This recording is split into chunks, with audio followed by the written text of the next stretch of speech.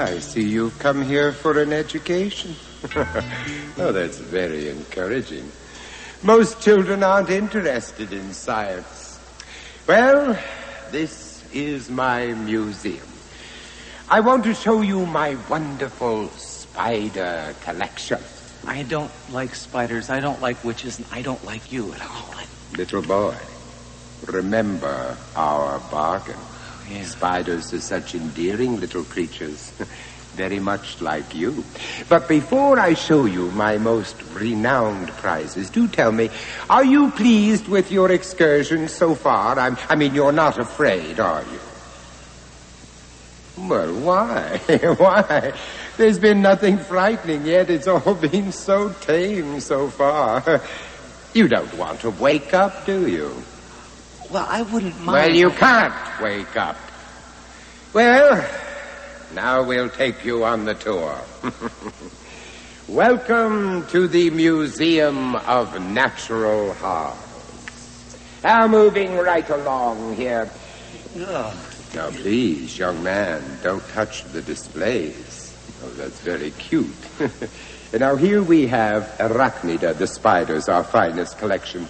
This friendly little devil is the Heptatheridae, unfortunately harmless. Now over here, the nasty Lycosiraptoria. His tiny fangs cause creeping ulcerations of the skin. Yes, and here is my prize, the Black Widow. Isn't she lovely and so deadly? Her kiss is 15 times as poisonous as that of the rattlesnake. You see, her venom is highly neurotoxic, which is to say that it attacks the central nervous system, causing intense pain, profuse sweating, difficulty in breathing, loss of consciousness, violent convulsions, and finally, death.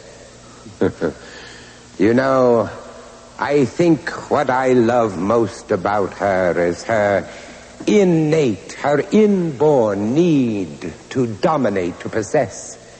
In fact, immediately after the consummation of her marriage to the smaller and weaker male of the species, she kills and eats him. Oh, she is delicious. And I hope he was. Oh, such power and dignity, unhampered by sentiment. If I may put forward a slice of personal philosophy, I feel that man has ruled this world as a stumbling, demented child king long enough. And as his empire crumbles, my precious Black Widow shall rise as his most fitting successor. His words he speaks are true. We're all humanary stew. We don't pledge allegiance to the Black Widow.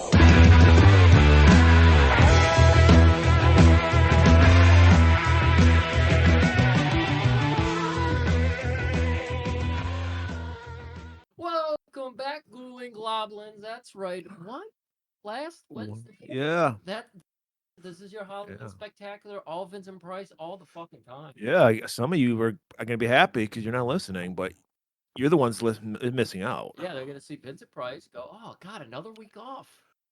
When will they get back to action? Maybe never. Maybe. We talked about it. Maybe we should just do R. Kelly's Trapped in the Closet from now on. I think, yeah, that would be a great show. Or the R. Kelly cast now. Yeah. Griff, we got a special guest. Are we recording? Yeah. Okay, you took your headphones off, so I didn't know if we were just doing an audio test. But without further ado, we got a guest here. He you know him, you love him. He's the bard of Indianapolis on White. And I'm not talking White River, Griff. I'm talking about white bread slathered with mayo, because he's straight from Indiana, the whitest state in the Union. But he is from Michigan, which makes him better. Makes him one of us. One of us. It's Mr. Matt Socey. How you doing, Matt? Ladies and gentlemen, and those that are neither ladies nor gentlemen, here is a tag team that can take on any team, anytime, anywhere, any kind of match, even if it's lazy booking, even if it's a handicap match versus Robert Ginty and his jowls, it's GGT. Wow, dual openers. Battling openers. A little bit. And I never think of myself as white bread. I like to think of myself as multigrain. Multigrain. That's more nutritious. Pumpernickel? Pumpernickel. On good days. I think it's because you're, an actual man of the theater, so you're a little bit classier. Well, that's why we brought him on, because we have no class. We don't. So we're gonna be talking about Shakespeare today, and we don't know anything about. We don't know how to. Griff doesn't even know how to read, but our movies. It's a Shakespearean theme, right? So we said, who do we know that knows Shakespeare like the back of his hand? Right. The bard himself, Matt Socey. He's got a degree in Shakespeareology. I think that's And so we had to invite him on to Shakespeare Whisper for the audience. Yeah. Now, is Shakespeare like a teenage? Like, when do you get into Shakespeare, Matt? Let's see. I think I was in high school when they took us on a bus down to. It was one of the theaters, one of the professional theaters in Detroit, to see a production of Romeo and Juliet. And I sort of remember that. It's more than anything else. I remember guys with swords on stage fighting, which, when you're a teenage guy, like that's kind of badass. Were they wearing tights though? Were they wearing tights? Yeah, but they got a sword in their hands, so Yeah, you don't know what to think. You're confused. Right. So, but and it was always on PBS, and there have been many, like I'm sure with you guys, there were many English teachers that ruined Shakespeare. In my case, they would bring out the 9 vinyl collection of Sir John Gielgud doing Hamlet, and the teacher would drop the needle and then pick it up after the first scene and ask us what happened in the scene. And because I was interested in theater, I said, "Can't you just play a whole side of the record and let it wash over us?" So it's one of those things that too many schools have kind of shoved it down your throat. I think you should be able to discover it on your own. And I happened to be in college when the great cinema Shakespeare boom of the 90s started. Mel Gibson did Hamlet, Kenneth Branagh did Henry V, and later Much Ado About Nothing. And for a while, Shakespeare was the hot author du jour when it came to films throughout the 1990s. So I like that you brought up the whole high school thing and teachers just trying to shove down your throat, because I remember just being shoved. This was the first time watching Theater of Blood where I was like, I'm actually interested in Shakespeare right now.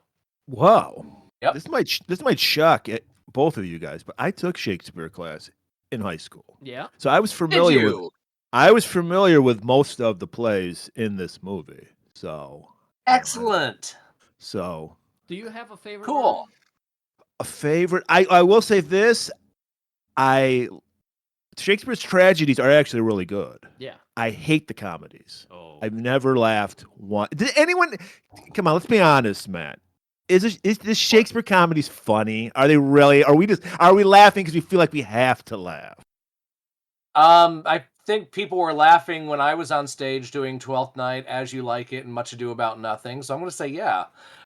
Okay. I just find it seems like it's comedy is guys dressing as women and women dressing as guys, and that's supposed to be, and hilarity ensues. Like I'm supposed to just laugh at that. I just don't. There is that, but with Much Ado About Nothing, which was my first Shakespeare show, I always tell students it's the Benedict and Beatrice are the ultimate schoolyard thing, where if you want to irritate one of them, you say, he likes you, and she'll go no and gets really defensive. I mean, it gets into basically schoolyard level humor, and part of the reason why we still do these is because the behavior and the characteristics are still relevant today.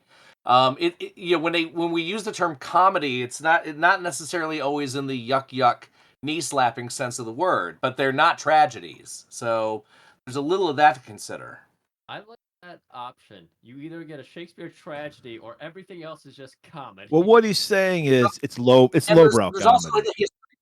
Yeah, there's also the history plays. Plays like Henry Yeah. V, anything with a name and a number in it. Henry VI, Richard Julius III. The Caesar's kind of an offshoot of that. That's actually the title is The Tragedy of Julius Caesar, which Oh, okay. we'll get to in a little bit with this film.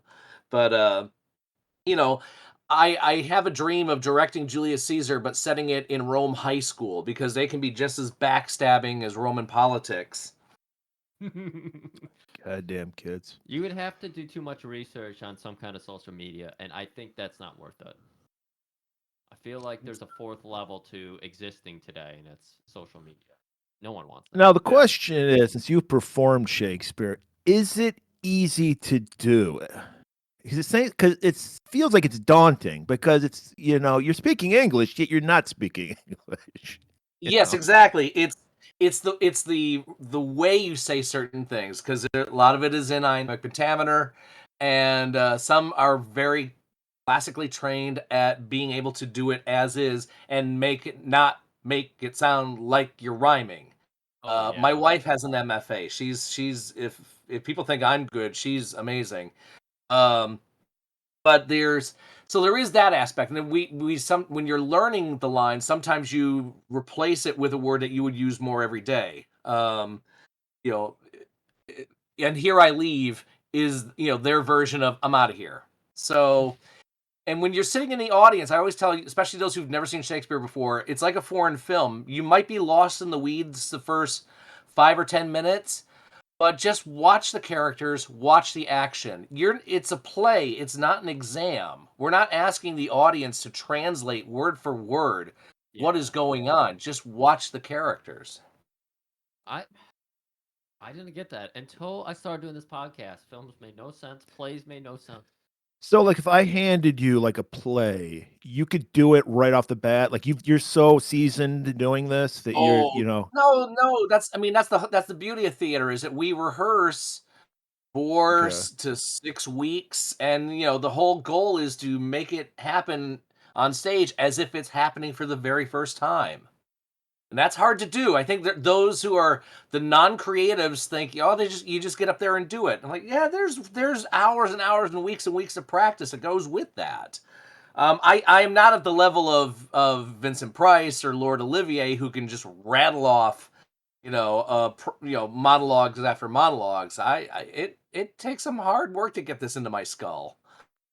It's the same way doing this podcast. People don't realize the blood, sweat, and tears that go into it. Me and Murray have our And Black Chicago Hole Transit Friday. Authority and We have Black all the Hole other Friday, horn-based rock bands.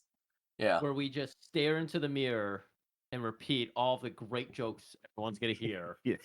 The next And one. we make it sound effortless, like we're ad-libbing. Yeah, it sounds like we're riffing. Everything on our show is scripted. People It's don't know that. completely scripted. Yeah. We actually It's Even like the a Oz. Cassavetes. Yeah. We have That's right. teleprompters over each other's faces, and they just scroll by. So we haven't seen For each other. For those who don't know, GGT is also in iambic pentameter. You just have to read the Yes. transcripts. It is, yes. I'm glad you brought up Chicago because I didn't want to call you out, Matt, but I'm calling you out. Oh, you're calling them out. Normally we're recording on a special day right now, on Monday. Normally we do Saturday. Millie is so confused right now. Yeah. She's like, Tim, what are you doing? Sorry, Millie. Sorry, Millie. Well, we made an exception because, like we said, we're numbskulls. We don't understand Shakespeare. But get this. This is what a great guest, a loyal guest, Matt is. Like, I got my anniversary happening this weekend. Sorry, guys, I can't make it. What do you care more about?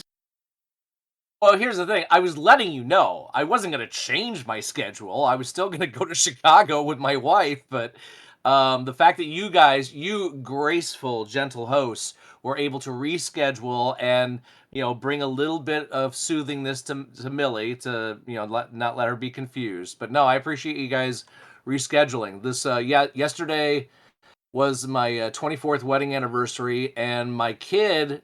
So 2 weeks ago, I just got done doing a production of As You Like It, and last Saturday we got to see our kid in their own production of As You Like It in college. So good times were had by all. Well, congrats on 24 years and Thank making you. it to the show on Monday. I mean, Yeah. that's more of an applause for us for making it on Monday. No, I Than know. for Murray to Yeah. drive all the way out. Throwing virtual roses at you guys. Thank you. We do deserve our flowers. Yes, we You do. do. Now, this month has been all about grievances. We didn't plan it that way. Well, actually, we did. Like we said, we script everything. We script everything. Yes. I'm reading Yes. it. I'm reading this as I'm speaking. Yeah. But Absolutely. And burps are. I got one more grievance for the month. Okay, and Okay. I'm glad we have a person who's been on both sides of the stage, on the stage and watching a stage, because you might have some input. And feel free to this input as we talk about this. But Sure. my grievance, because I had two experiences of this last weekend, last Saturday and Sunday. Not this past Saturday and Sunday, but the ones before. Yeah. One with you, Yes. and then one I had with my sister. We on Saturday we went to the lovely Redford Theater. Beautiful. Where we saw a showing of on film. It wasn't just a DVD projector. 35 millimeter of The Thing, the classic John Carpenter sci-fi thriller. Yeah. My favorite horror movie of all time. Great ticket sale there too. It was a packed theater. Now, here's my grievance. Okay, everyone in this theater, except maybe 5 people, have seen The Thing 1,000,000 times. Yes. That's why we're here. Yeah. Yep. But there's got to be that one guy or that couple guys. They got to let everybody know. No, there were some obnoxious women as well. Thank you. I'm the biggest Thing fan in the world, and I'm going to let everybody know it by cheering. And I can say right now, Aubrey's like, Tim, you're just a fucking old, no fun, curmudgeon motherfucker. And both of those things can be true. Yeah, all right. They're both kind of true. Because there was so much just like, and this ain't Rocky Horror, all right? This is The Thing, all right? Yeah. Show some respect. There is films to go, and the audience participation is part of this show. Right. Yes. Agreed. And if you're going to say something, be original. I don't want to hear, ow, or yeah. No, I don't want to hear that shit. All right. There's a lot of that going on. There was. Have you ever experienced that? Oh, sure. First off, it's The Thing. It's not a sports bar. You don't need to do that. Right. About a month ago, I got to see Demons with Goblin performing live, and there were about 2 or 3 guys near the back that finally, about 2/3 of the way through the film, they shut up. So maybe these jerk offs tour. That's their thing, is just to be a turd in the cinematic punch bowl for everybody else.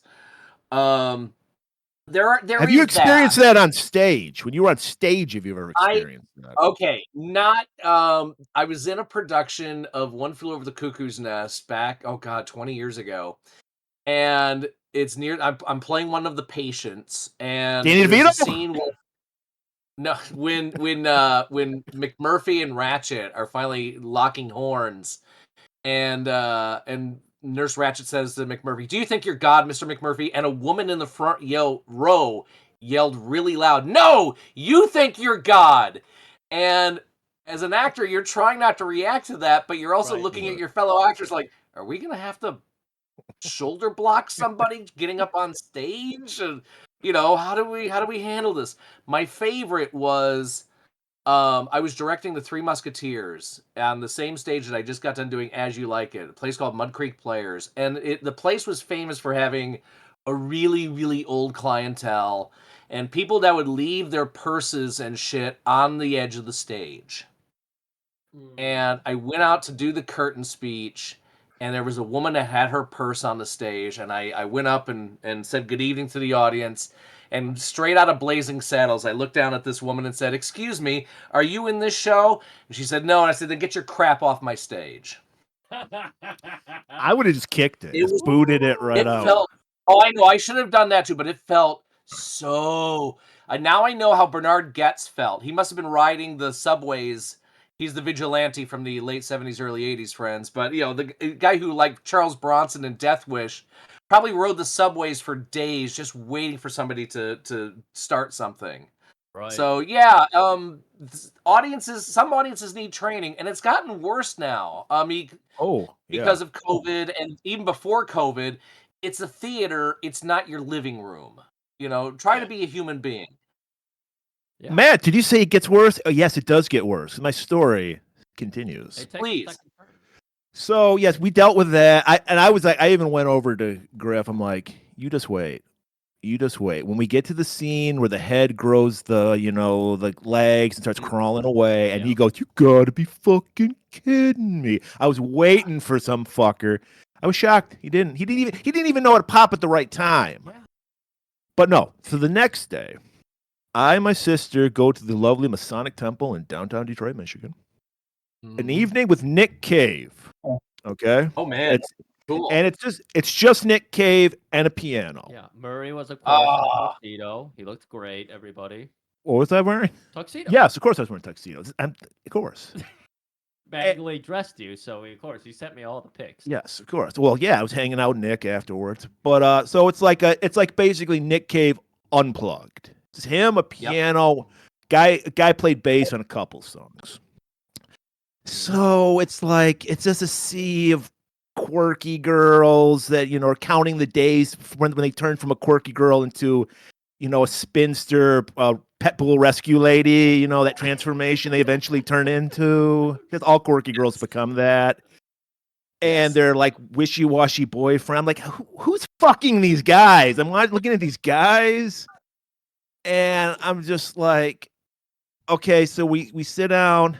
Nick Cave comes. Nick Cave was great, totally charming. He was well-dressed suit. He was awesome. Yeah. But like he's like, and that I'm not even exaggerating. That's what it sounded like, nonstop from guys and girls. One woman kept trying to get him to say happy birthday to her friend. She's like, "Yeah, Julia's birthday." And I'm very proud. He gave a Tim Murray level iciness to a lot of this, because you'd hear that like, "I lie," and he would go, "Right," and then go right into a song. and then to make it matters worse, there was this guy behind me. My sister said he was Australian. He sounded British to me. But sidebar annoying thing.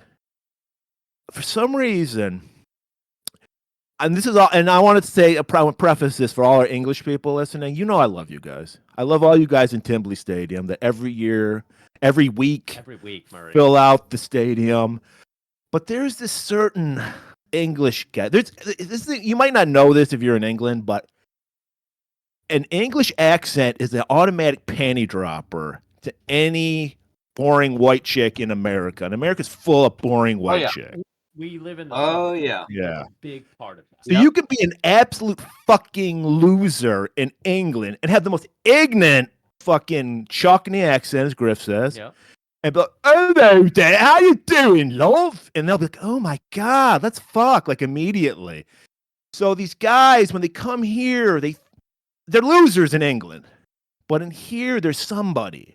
Because even like guys, all Americans think if you have an English accent, you're smarter for some reason. So we're like, well, it sounds stupid, but he's saying with an English accent, so it's got to be right. So I got this guy Brit-splaining to his dumb American girlfriend through the whole thing. First, he's making it sound like he's Nick Cave's best friend. Like, why are you sitting behind me then? If you're like Nick Cave, he's just like Nick Cave's like. Of course, he's like telling banter in between stories and like what was going on when I was writing this story or this song. So he's like, he's like, I was in Brazil, like 32 years ago. Like he knew like Nick Cave's everything Nick Cave did. He's like, this is the guy talking. He's like 30, he goes to his dumb white girlfriend. 32 years ago. I'll remember that. And then it was like he was repeating the story to her? Yes. I thought you were saying he remembered his story and was like, actually. You were doing go on. Sorry. Well, I would have done my Aussie accent if I'm doing Nick Cave. I'm doing Staten. Yeah. So yeah, he was just doing that throughout the thing, and then he would be like singing along, and like he was the I'm the Nick Cave expert because I'm English, or maybe he was Australian, which made him even more of an expert. Yeah. And he was just he was spelunking, he was cave speaking to her the entire thing. Man, would you have rather had maybe a sophisticated woman like a Loembo Bear in there or something? Grabbing my dick, yes. Your dick. But at least he said it like in a quiet voice. Yeah. But there was a lot of shrieking going on. Shrieking of I love you. Man. And then people were coming up like sign shit for me. Somebody had the audacity. I don't know what was going on. It looked like this guy gave Nick, this was at the end of the evening, gave Nick Cave his phone and a message to give somebody. He handed him a piece of paper and a phone. So it was a free cameo. Free live cameo. Yeah. The audacity, the balls to do that. He did it, though. To his credit, Nick Cave did it. Wow. Well, and part of it is, again, to his credit, when we see footage of musicians on stage losing their shit, we don't get to see the build-up on what causes it. I'm sure he was kind of aware of that. If you ever get a chance, I think there's audio of the jazz piano player Keith Jarrett just going off on audiences. It's not just for Patti LuPone anymore. But yeah, I'm sure he didn't want to be on TMZ and be, angry rock guy yelling at the audience. But man, they sure as hell don't help. Yeah. Well, there was one part where someone said, like, there's more, I love you. And then he's like, wow, the acoustics are, it sounded like somebody said, fuck you. And he's like, and as a matter of fact, he's like, fuck you. He goes to the audience. Really? And then he's like, and he's like, if I was wrong, well, then I'm sorry, I love you. And then he went into the song. Yeah, he handled that well. Guy knows his shit. He's been around for fucking ever. What we're basically saying, people, is have manners. You're not the show. The show is on the stage. We're not paying to hear you. We're paying to hear the people on the stage. Amen. Even with an old movie, we just want to sit there. We want to have real reactions. We don't want to have the one guy who cosplayed. I love your enthusiasm. Just stay quiet for the movie, though. That's the point of a movie. I'm here to be out of my house and enjoy a movie with a bunch of other people, to pop at the big moments and all that shit, but don't fucking yell shit. Don't make your own jokes during the shit unless it's... Or be original. Don't be original? No, ow! Yeah, that's Bush League stuff. It was, there was a theater a mall theater in Utica that I would go to quite a bit, and this was when I was in high school, so in the mid to late 80s. They would show Rocky Horror every weekend, and if I went to a ball game or a concert and it just fit, the timing was right, that I was going to be passing through Utica about 11:30, I'd go. And some nights the crowds were absolutely into it, and then other nights it's just like 5 people, and it's that one D-bag that just looks at Tim Curry and goes, fag, and that's no fun. That's no fun at all. No. But that's where you expect it. I'm not going to get outraged at a Rocky Horror show. You're right. But you should also then follow along and find out what needs to be said, as opposed to queer. Yeah. Well, I'm not. Yeah, I'm not justifying what that guy said. I'm just saying I expect audience participation in that milieu. Exactly. To various levels of excellence. So yeah. Yeah. So hey, everyone, Nick Cave not gonna fuck you. So just be quiet, enjoy the show. Go online. That's his tour name. Yeah. Nick Cave, I'm not gonna fuck you tour. Go online, read the Red Hand files, learn a little bit about his wisdom. That man, and then repeat it in a British accent behind me. And you mentioned the guys with the British accent. That's why so many English actors got to do sci-fi and fantasy, because they make all that technical gobbledygook sound very authentic. That's right. Well, I'm sure this is the reason that we all know that whenever we do an ancient Rome movie, they always speak English accent. Do you believe that's because of Shakespeare? I think it is. I mean, yeah. Spartacus, you have Peter Ustinov, Laurence Olivier as the lords, and Kirk Douglas and Tony Curtis as the slaves, because I think Roman slaves sound like they're from Flatbush. So absolutely. Yeah. Well, and Julius Caesar, it's just English actors. So, Shakespeare never went to Rome. Shakespeare never went to Denmark. He just wrote what he did and set them elsewhere. Well, I know we've got about 4.5 hours worth of content on the other side of a trailer, Murray. Yeah, because this is an amazing movie. This is my favorite Vincent Price movie, by the way. I haven't seen any kind of work of Shakespeare since I saw that Leonardo DiCaprio Romeo plus Juliet. Like the rock and roll Romeo and Juliet. Yeah. That was something that my teacher showed me in high school, and it pushed me further. That's all you seen? Further and further. No, I've seen way too much. Like, what do they call them? Renditions of a various, Shakespeare play. Usually Romeo and Juliet, maybe a Hamlet or something here and there. That's all I've seen. It just kept pushing me further. It took Vincent Price to bring me in. Now you're ready. Vincent Price, this movie, I'm ready. And Murray, can you get everybody else ready? Yes, now is the winter of our discontent. You will not be discontent when you hear this trailer for Vincent Price in Theater of Blood. Now is the winter of our discontent. Critics are likely to make enemies, Inspector. Inspector, are you saying that some lunatic in the theater might be trying to kill us all? The play fails, career's ruined. Plenty of motivation there, you think. We therefore commit his body to the ground. At last, a headline. His head cut off. He's after you all. You deliberately humiliated me before the press, my public, and my peers. Shylock may claim a pound of flesh. Surely the entire might of the London police force can prevent us from being killed. We shall see.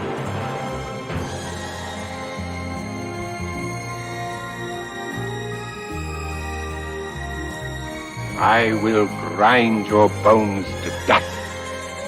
What's the next murder, Inspector? Intended murder, you mean, Sergeant?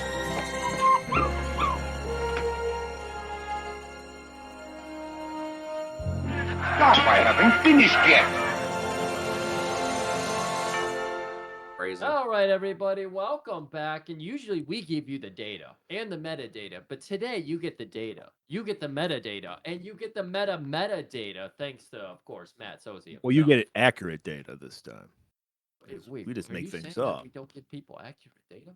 I don't know. I just make stuff up. You make stuff up. Yeah. I Yeah, mean, you we didn't know that? script it up, but then we made it up at one point to make it into the script. Credits right off the bat. These must have been real silent movies of Shakespeare. 'Cause at first, I thought it was just going to be Richard Lionheart, the character Vincent Price plays. No, I'm sorry. I'm going to say Richard Lionheart, by the way, through the entire thing. His name is Edward Lionheart, but I've always said the King, Richard the Lionheart. So I'm going to fuck it up. I'm going to let you know that. His name is Edward Lionheart. Yeah. That's all right. I'm still doing the Prospero drinking game from last week's show. Oh, man. Did we fuck that name up a lot? It was the Wahoo McDaniels of GGT. It was fun. Nah, it's cool. Yes, these are actual silent movies of Shakespeare that were done in the 1910s, 1920s. Richard III, Othello, Merchant of Venice, and Hamlet. I gotta say, I'm interested in that Merchant of Venice. That's cool. By the way, we are not cool with blackface. There is Othello. They show some blackface on there, but it was of its time. We have grown as a society. That's right. But we're growing. Oh, go ahead. No, what's great about Shakespeare nowadays is that anybody can play any role. There have been reversed race productions, reversed genders productions. You don't have to worry about the bloodline of this. In the Kenneth Branagh's version of Much Ado About Nothing, the brothers are Denzel Washington and Keanu Reeves, and it's never brought up. It's just what it is. I once directed an all-female production of King Lear for radio, so because you can nowadays. That sounds the all furry version of The Taming of the Shrew. There we go. It's great. Crimping is optional. That's actually a good comedy, Griff. Why? Because it's about the eternal battle between fog and smog. Yeah. So that might be a future episode that we have. Taming of the Shrew, sure. We can do the moonlighting episode of Taming of the Shrew. Or 10 Things I Hate About You. That one got turned into a movie in my youth as well, I think. Yeah, it's called 10 Things I Hate About You. Yeah, that's how I remember it. 10 Things I Hate About You. Anyway, All 10 right. Things I Hate About This So show. I was assuming, yeah, I was like, oh, I thought they're going to show Edward. I got it right, Edward Lionheart in his productions, but no, it's just some silent movies. Just some silent movies. They get you in the mood. Get you in the mood, and then I get in the mood because nothing gets me in the mood like an old white couple with like a fucking nice apartment that looks over a bridge. That's my life. I thought you were going to say reading a newspaper because you don't see that anymore. People reading a newspaper. You really don't. No. Just looking at an iPad now. It's just not the same. No, it's not the same. How do you show that? Because there's important information being told to us on that newspaper. Exactly. It's beautiful the way you can put, so many little details in there. Like, I don't recognize this date at all, but you recognized it. Oh, yeah. Oh, yes. March 15th, 1972, a day that will live in infamy. Yes. Some people call it the Ides of March. Well, how did they get Where the Ides of March? Is that Shakespeare? That's Shakespeare. Yes, that is the soothsayer who warned Caesar at the beginning of Julius Caesar to you better stay home, and he does not. Yeah. But a film critic named Maxwell, who absolutely subsidizes his business by being a slumlord, apparently. As one would do. Yes. Well, we learned that, when I'm watching this movie, I'm like, wait, Lionheart's the villain? I'm siding with him throughout the whole movie. Oh, no. Yeah. Immediately, right off the bat, they give us this first scene, and I was just like, no, this is a fucking asshole. This is one of those people who's like, oh, yeah, let me buy this building on the cheap, and I'm going to revitalize it in the community. I'm going to build so many things around it. It's going to be flourishing in no time. Nothing. But it's still his property, so he has to go take care of it, doesn't he? He gets a call from the cops saying, hey, there's some hobos. Yeah. They're not listening to us. We're English cops. We don't have guns. We can't shoot these people. Right. Can you do something We just about got our that? bobby sticks. And he's he like, says they need someone with real authority. I'm like, okay, Lord Foppington, go for it. I like how it worked on the rich guy, Maxwell, though. He's like, you're right. I do have authority. Yep. And then he's telling his wife over breakfast, look at this. They took out my greatest line in my review. That was the zinger. That was the one that got it. That was the juju bone. First world problems, everybody. First world struggle is real. Like a real Nancy Reagan. His wife stands up and goes, no, you can't leave. I read your horoscope today. You had a horrible dream. Yeah, horrible dream. I think it was, she was boiling an oatmeal and he was thrown in or something. I don't know. You don't remember? No. That was my dream, actually. Boiling an oatmeal? Is there a phobia to that? A phobia. Boiling oatmealophobia?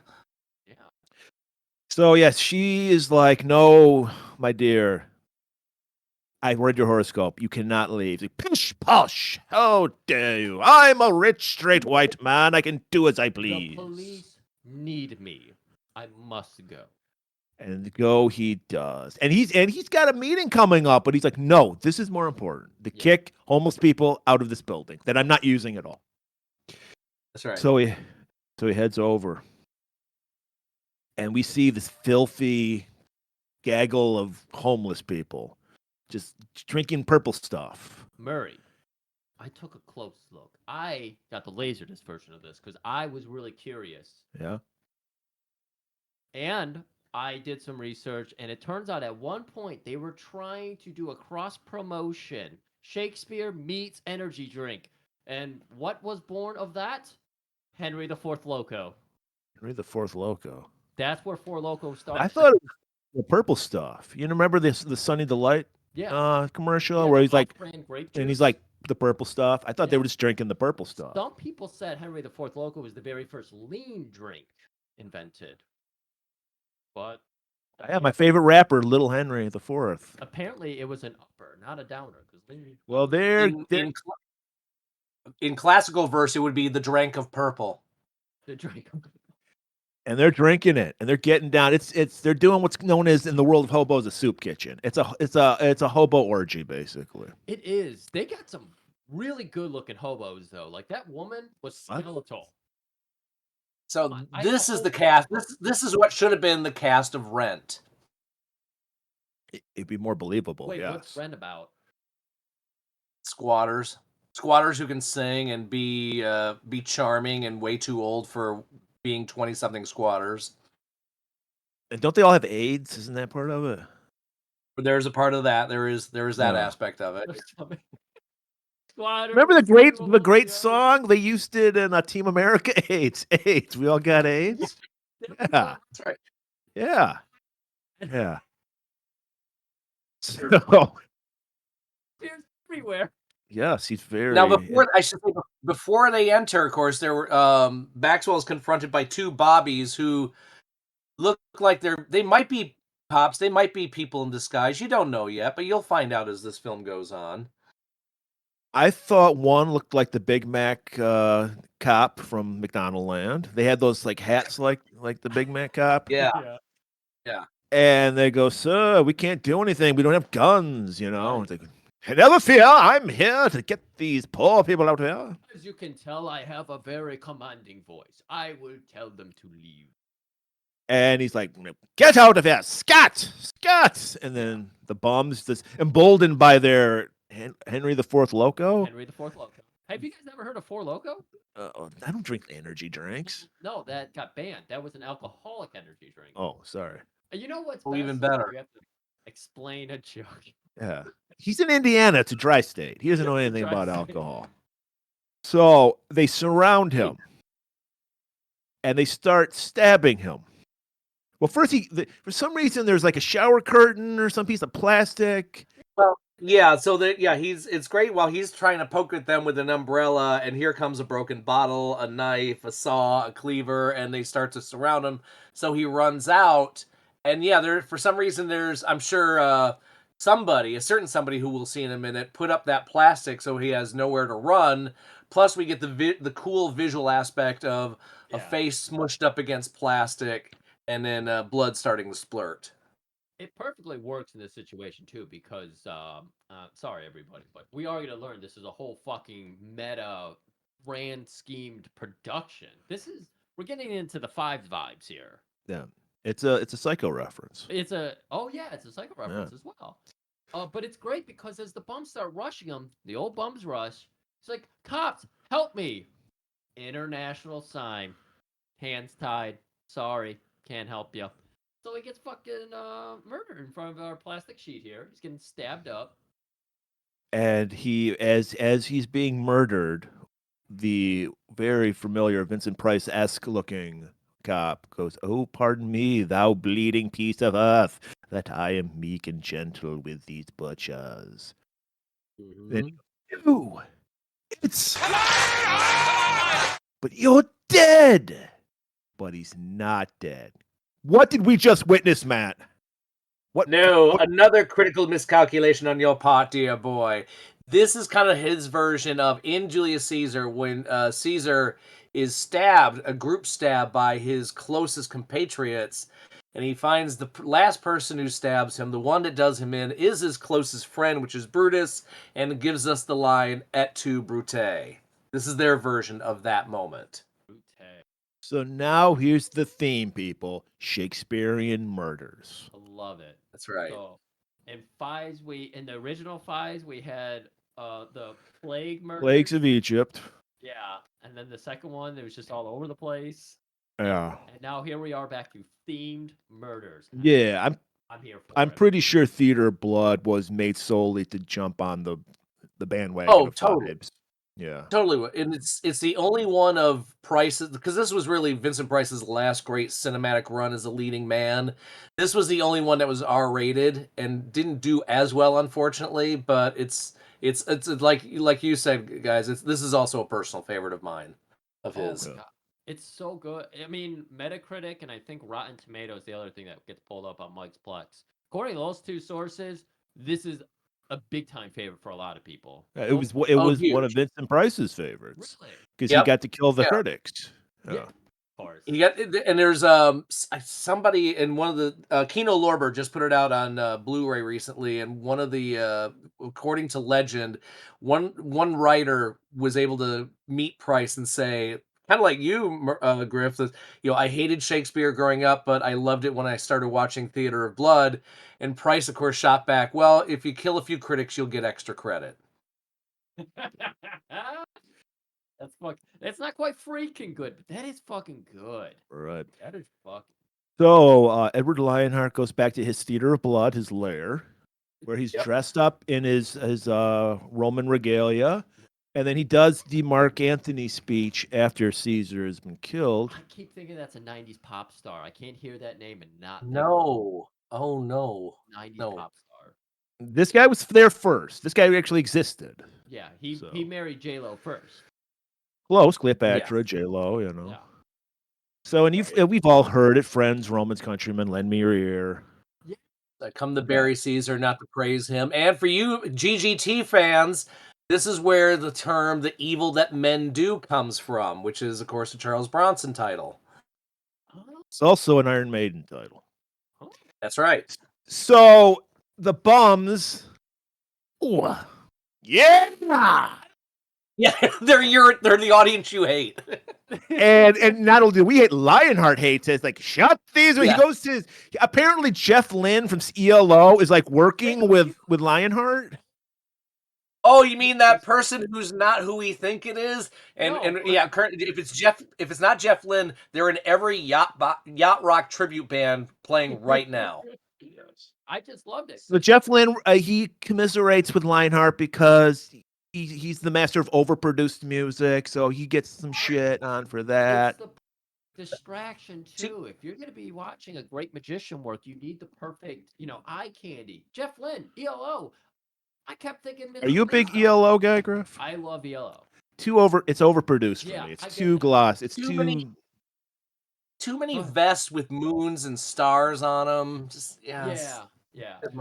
By the way, so in Shakespeare's time, this crowd would have been the crowd that went and saw Shakespeare. They would sit in the penny seats and they would kind of yell and throw things, and this was not like. The audiences for Shakespeare plays were kind of like Snowpiercer. You had the elevated, luxury box that we have today, but down in the pennies, they just, that's where all the blood and sex and violence of Shakespeare always went over. It was a Guar show. It was yes, thank you. It was a Guar show, but better written, but slightly and in iambic. So. Oh my god. Well, Matt's right. People don't know this, but Shakespeare was written for the common man. Everyone thinks it's just for like highfalutin people because rich people have to take everything from us. Yeah. We can't have anything of our own, right. And so they no, Shakespeare is for the elites, right. But it's not. It's for everyone. No, and it's a great Wu-Tang and Shakespeare are for everyone. Which is even great when they're in the same theater package, and the highfalutins buy the series package, and like, okay, we're going to go see. We'll go see Keith Jarrett and then Nick Cave, and then wait, Guar's playing? Okay, so they get the good seats. They get the nice seats. I was seeing my kids' production of As You Like It on Saturday. There was a group of girls, college girls, in the front row, and every moment between Orlando and Rosalind was met with the familiar female cry of "Aww." And for one thing, it was a great sign that they were getting it. And my wife was near them in intermission and heard one of them say, "I was prepared to be bored tonight," and they were not. So that's cool. So that's at least they weren't throwing vegetables, but they were getting it. So there is some hope. Is that an actual thing? Because that's what I've always seen in my cartoons growing up, was that vegetables were involved. Well, culinary back then, technically a fruit, tomato. Back then, yes, yeah, you didn't. In your case, they throw sandwiches at you, but they won't do that now. If they know me, which would be the greatest compliment ever, if somebody actually knew my distaste for sandwiches, I did a one-man play of Othello where I did every face possible. The most offensive play of all time. I'd expect sandwiches to be thrown at me. I would expect that. But it sounds like Shakespeare's the original mud show, and I like the sound of that. But this movie is not a mud show. So he he gives this great Mark Antony speech, and he's met with and he's disgusted by that. We look Yep. up in the crowd, and there's a man with his butt exposed, and someone slapping it. Yeah. Come on, So he goes, Jeff, please take care of these people. It's all that Henry IV loco, making him loco. Yeah. And so, Jeff goes out, slaps some bombs, There's gets still them in order. a huge ruckus, but then he does another great Shakespeare line. Hey guys, have $1. Throws it out there. Right. Cut to Threatens to put out a Traveling Wilburys album. I'm so tired of being lonely. So there's a critics circle meeting where all the critics, the big critics of England, meet. Do you notice in this movie, whenever they need to show wealth, high-rise apartment overlooking a river. Right. That's the epitome of Yeah, wealth. I've been a film critic for over 20 years. Fuck you guys. I don't have that. I don't have that realtor, but also the fact that all of the actors in this film have done Shakespeare on stage and or in film at one time or another. So they have that going for them. There's a couple recognizable faces in this group. And they do a great job in this scene of setting up everybody's like Piccadilly they have. Like we learned that Dickman, great name, is a perv because he's like, where's that sexy secretary of yours, Devlin? Someone had me an M&M. And then Saltery, we learned that he's like a jealous type through this scene. So like, that's right. We're learning about these guys, and we're like, there's no wasted like air in this movie. Like everything's said. Like, they're used to criticizing. They must be able to take it as well as they give it. No. And the one I hated the most, his name was like Persnickety Devlin. He had this weird like Harry Potter name. Persnickety. Yes, that's his brother, I believe. Persnickety. I don't remember, but he got on my nerves. Look at fucking Don Adams looking motherfucker. I was just like, fuck this guy. And he became a critic. Would you believe I'm Persnickety? He's got this tiny tuft of hair he's holding on to. He's just like he's got the MPB in the back, and then the tiny tuft in front. And I love, we're gonna talk about it later, but his little comb scene. Yeah, he just thinks he's hot shit. Because they're the lords of entertainment. They're the tastemakers. What? We've talked about it. Back in the day, you couldn't be bald. You couldn't. You couldn't. Right. Now it's cool. Everyone's bald. Yeah. Couldn't do it.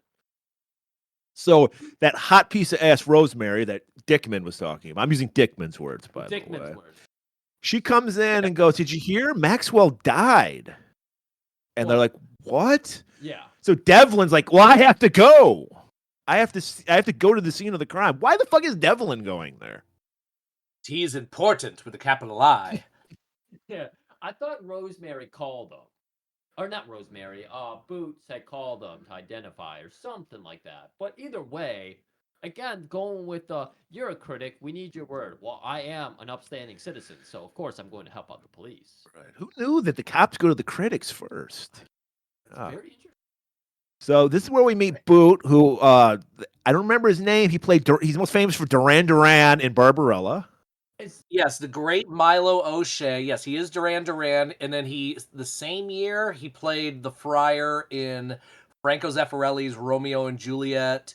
Great. I think he's a first ballot Hall of Fame. That guy. I know him from films like The Verdict and Da. I think he did the stage version of Da, Irish play. But yeah, just one of those dudes. Didn't matter if it was TV, movies, or the stage. Constantly worked. Always good. Reminded me his name when we did an episode that will never air. There was a character named Julius Caesar who was called Lil Boots, and so every time this cop came up, I thought about that movie. That's good. Good. Is that actually like something that occurred in Shakespeare's? I don't know. Is there a Caligula Shakespeare? Oh, that's right, Caligula. I thought it was Julius. Are they? Yeah, but we don't stage that. We'll see. Julius Caesar's enough. We don't need. Welcome to Chris' dumb moment of the day. So he's checking out the scene. No. We talk about hand acting. We talk about throat acting. Boot eyebrow acting. His eyebrows were on Dude. point. Okay. Yeah, I think Peter Gallagher's eyebrows took training from Milo O'Shea's eyebrows and David Hemming's eyebrows. All very impressive. They could be the new Expendables. The eyebrowable. It's crazy because he's got the like fading man. You know, he's a 56-year-old man back in the 70s. Got the gray hair, But he's still got like coal black eyebrow. he's got like a pale Englishman. Sorry, Englishman. You're get pasty, foggy, yes. You don't get enough Sunny D. Yeah. Or vitamin Drinking D. too much of the purple stuff. Too much of the fourth The drink of purple. The drink of purple. But then he's got that pale face, and then they'll just fucking jet black. Who makes that choice? Who's gonna do that? Well, in America, they would be hair pieces, but at least in England, they just keep it the eyebrows. So there's a little restraint. They're called eye merkins, okay? So they're checking the scene out, and they stumble upon a poster for the Julius Caesar by Sir Edward Lionheart. Good job, Murray. And they're like, Yeah, Devlin has a little snicker at it. Oh, this chap right here. And Boots comes over. Oh, what is this? What does this mean to you? Did you review him? Yeah, I think Boot even mentions, like, oh, I've been to a couple, Shakespeare, yeah. Seen that Shakespeare. He's the guy who did Caligula. Yeah. And he's like, this Edward the Lionheart, he just overacts. I came to resent him. He was just so hammy. He was a very vigorous actor, as he was described. Yeah. And there's also with Boot is Constable Dog, who is named after the character Dogberry from Much Ado About Nothing, who's, maybe hasn't seen as many plays as Boot as well.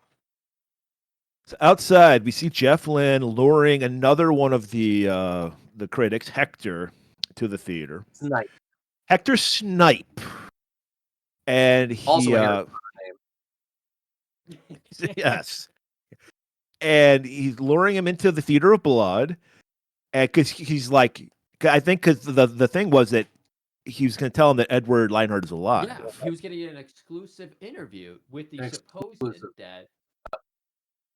So they're on the stage, and there's a trap door, and it just drops out from underneath Snipe, and he's in like the bowels of the stage. Yeah, so he's a little freaked out, but there comes down, man in disguise. Well, he sees a scrapbook first. Oh, that's right. And it's Lionheart's scrapbook of all the bad reviews he's gotten. Because this is a good book. Matt, do you have a big book of bad reviews? We lost Matt. My clippings, I read them every night with my kerchief and my cap and my hot purple drank of purple, all the time.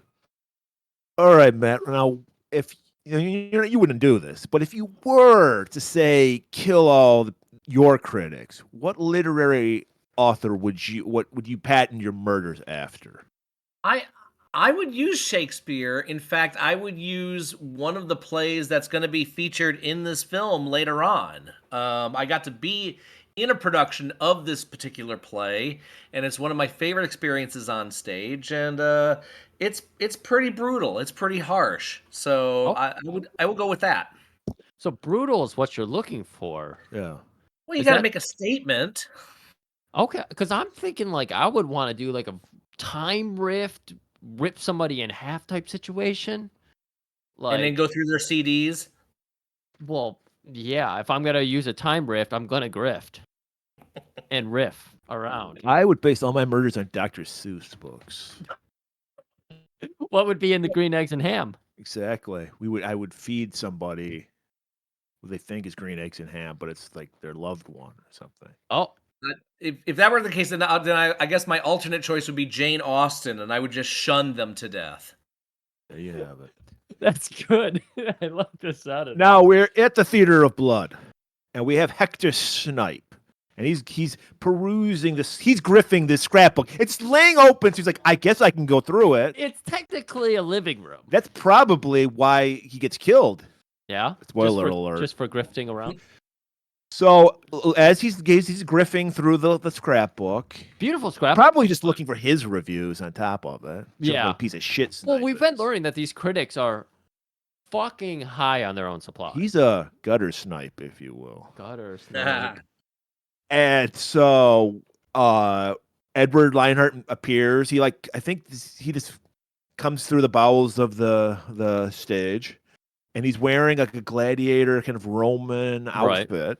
Intense makeup underneath. Intense makeup. Now, Matt, is this the normal look you would have for as we learned is Troilus and Cressida? Is that Troilus and Cressida? Yeah, this would be because if even if you were today when it comes to stage makeup, if you're in the front row, you still have a distance of maybe 12 to 15 feet from your front row seat to the edge of the stage, not including the lighting that happens. But no, if you want to be seen to and not have a white blob on top of your shoulders, then that makeup that overt is the common norm. But especially for a historical play like Troilus and Cressida, definitely.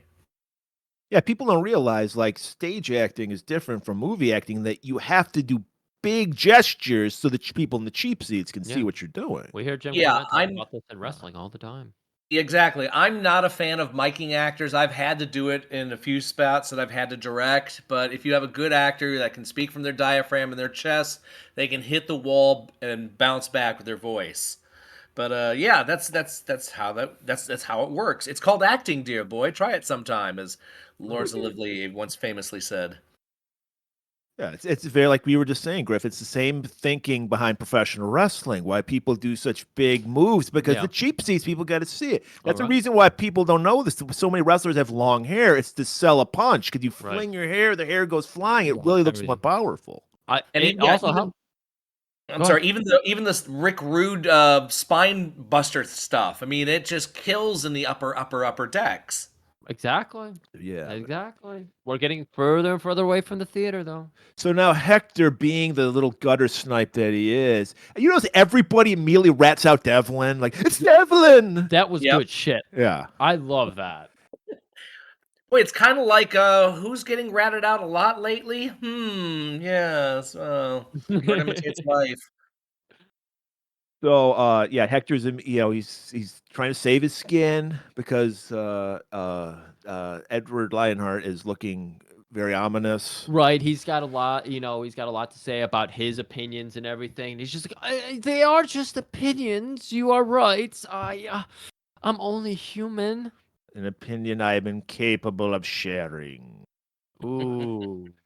So Hector's sweating. He's just like, Jeff Lynne, I gave you 10 stars. He's in like the little trap hole under the stage looking up at Jeff Lynne, who looks beautiful, by the way. With Elvis glasses and that fro. Oh my God, Jeff. And Jeff's like, you're among friends, baby. Just come, in a very lilting voice. Just call me Mr. Blue Sky, because your skies are all blue. And this is the only time I've ever been sexually attracted to Jeff Lynne. And so Lionheart is pointing out some of the similarities between Troilus and Cressida and what's going on with Maxwell and all this stuff. And like you said, Hector's like, Devlin, he forced me to write those bad reviews. Right. He gets lifted back onto the stage where suddenly the Merry Methmen, all of his bums and their Henry IV Loco start charging after him and just putting their hands on him, I think. And just groping him, holding him. Yeah. And then Lionheart impales him on a spear. Yep. Oh, yeah. Didn't they like lift him up on a thing? Yeah. Or they just lifted him with their... Yeah, they just picked him up. Yeah, they just picked him up. Yeah. That was fucking brutal. So this is one I'm not familiar with. I actually didn't know he did a play about the Iliad. I didn't know that. Yeah, there's that. I mean, and later on, Joan of Arc becomes one of Shakespeare's characters in a show. So he was able to lift and borrow and make homages whenever possible.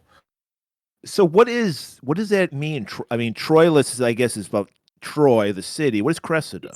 It's two people. It's two people who are in love with different wars. And this is actually the festival I'm involved with. They did theirs the same time that my production of As You Like It was going on, so I was not able to see it. It's one of the lesser known ones, obviously, but it's one I still need to brush up on. But there is what happens in the next scene is one of the things that Troilus and Cressida is most famous for, as far as Shakespearean deaths. I'm skirting around the answer, but I'm being honest. Okay. Next morning, we're at the funeral for Maxwell. That's right. Devlin, being the pussy out he is, immediately notices a sexy woman walking in the distance. Right. Well, of course he does.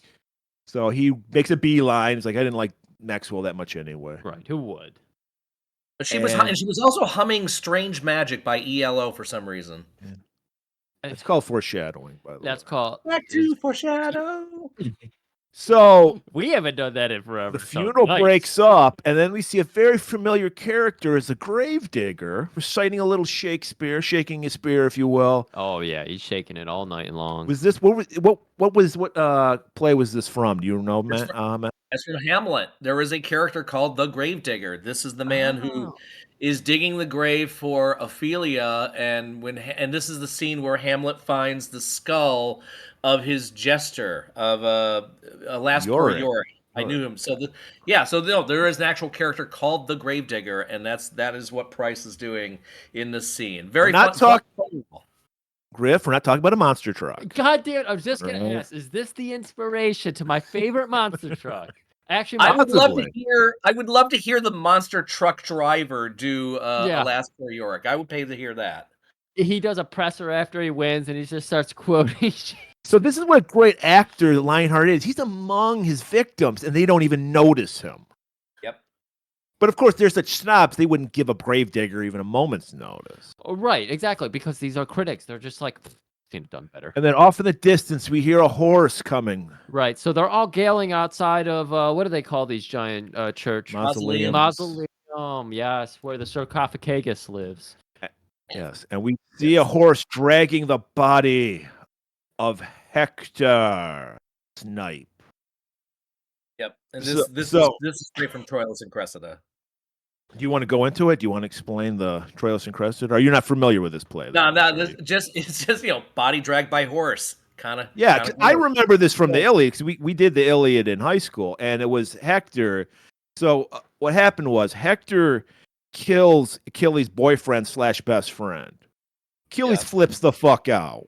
And it's like challenging Hector, like, bitch, come out here and fight me like a man. Are you describing Mid-South Wrestling right now? No, I'm because it sounds like it's the Iliad. Well, Mid-South Wrestling was inspired by the Iliad. Okay. And so Hector's like, I gotta go out. Achilles called me out, and of course Achilles just whips his ass and just fucking kills him. And then at insult to injury, he ties Hector to the back of his chariot and just drives around the Troy. Oh, okay. I feel like I've seen that reference. It was in fucking the Troy movie with Brad Pitt. I didn't see that. Yeah. Now, thanks to you guys, now I want to hear Jerry Lawler and Bill Dundee do scenes from Troilus and Cressida. You give Lance Russell as the chorus. Austin Idol is hopping in there. Shakespeare is. Wrestling is soap operas for dudes, but we'll add some Shakespeare into it. It would have been fucking sweet to see them do their normal promos, but Shakespeare lines. Can you imagine the Boogie Woogie Man doing a fucking... Okay, who would he be? T-Bolt? Yes. So Inspector... Weasel ass. Inspector Boo is just like, look, there's a connection here. I'm seeing it. You guys are critics. This is Shakespeare. But, of course, Devlin is just worried about... He's like, look... I got the fog hitting me real hard right now. Where's my comb at? I found that woman. Got a one-toothed comb, and he's like, one-toothed comb. There's just one thing to split the hair. Meredith. This is another fucking Harry Potter character, Meredith Meridew. Yeah, it's like with his poodles, playing it very flamboyantly. I'm assuming gay man with his poodles. Got to steal the scene from somebody else because one woman goes, "Oh my god, I'm gonna faint." And then Meredith picks up and goes, "No, Georgina's gonna be sick." His babies. Gina. My babies. My babies. So Devlin, he's like, he's smelling that stank, and he runs to the gigantic, like for a guy that everyone laughed at and thought sucked, gigantic to monolith to Edward Lionheart. It's a life-size statue of him, I believe, holding his daughter in his arms or something. Yeah, I'm gonna say, but it's like before. If these critics have the same realtor as Lois Lane and Superman, so apparently Lionheart had had an accountant that was able to get him, a ginormous headstone at a good rate. It was the biggest sarcophagus I've ever seen, guys. Right. It was on the side of the building too, so it's like you don't even have to pay for admittance to see him. It was 3 inches from the ground up. Matt, I'm sweating now. And this is where we meet a new character, Edwina, his daughter, Edwina Lionheart. Great way. That's why I always thought if I ever had a child and a daughter, name her Griffwina. Yeah, at first I was thinking he would name it after a Shakespearean character. Of course. Like, wouldn't it? Was Reagan? Was that the one that was loyal to King Lear, Matt? Reagan? No, Cordelia is the one. Cordelia. So you could have said Cordelia. You could have said Ophelia. You could have called her Mrs. Peel. I mean, any of those would suffice. But like Griff said, it sells it better. He's such a narcissist that he would, of course, name his daughter after him. That was the first time I was like, I don't know about this motherfucker. I don't know. I loved his Gravedigger outfit. I loved it, but man. And of course, Edwina, played by the great Diana Rigg, the only woman good enough for James Bond to marry. Oh, that was her. Emma Peel, of course, from the Avengers. We all love Diana Rigg. Oh yeah. There is, I have to tell you guys, you have to look for it. There is a film version of A Midsummer Night's Dream from 1968. She is in it. Helen Mirren is in it. David Warner is in it. They all play the lovers. The youngest I've ever seen Judi Dench and being green as Titania, Queen of the Fairies. Ian Holm is in it as Puck. And it looks like it's a BBC production, and it almost has the setup like a Hammer horror film. It's like somebody from the BBC found Lord Foppington's castle to film around for the weekend while they were on holiday. And they just shot around this castle for 2 or 3 days and made a play. But seeing young Helen Mirren and young Diana Rigg together, for me, that'd make more money than the Taylor Swift movie. And he immediately has to strike up a conversation with her. And she's like, fuck you.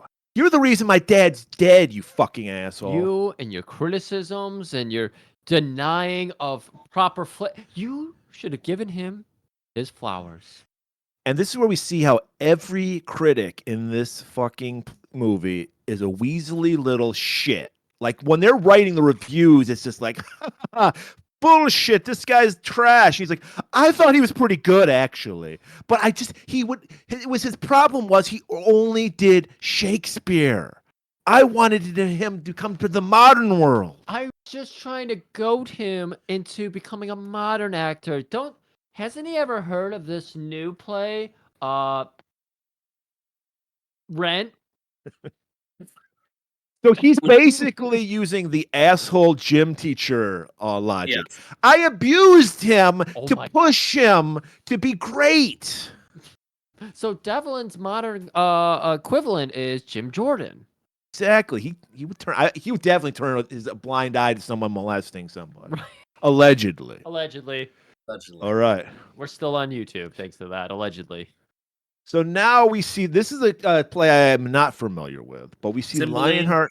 Yes. They're rehearsing a scene from the Cymbeline.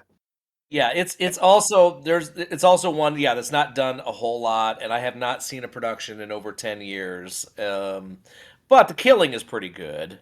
Right. We get we jump to the scene of Horace Sprout and his bitchy wife coming home from probably a Shakespearean play, an opera, or something classy. Right. They don't have to jump up to the modern times. Only Edward Lionheart does. Right. They can still go see all the Shakespeare plays they want. Right.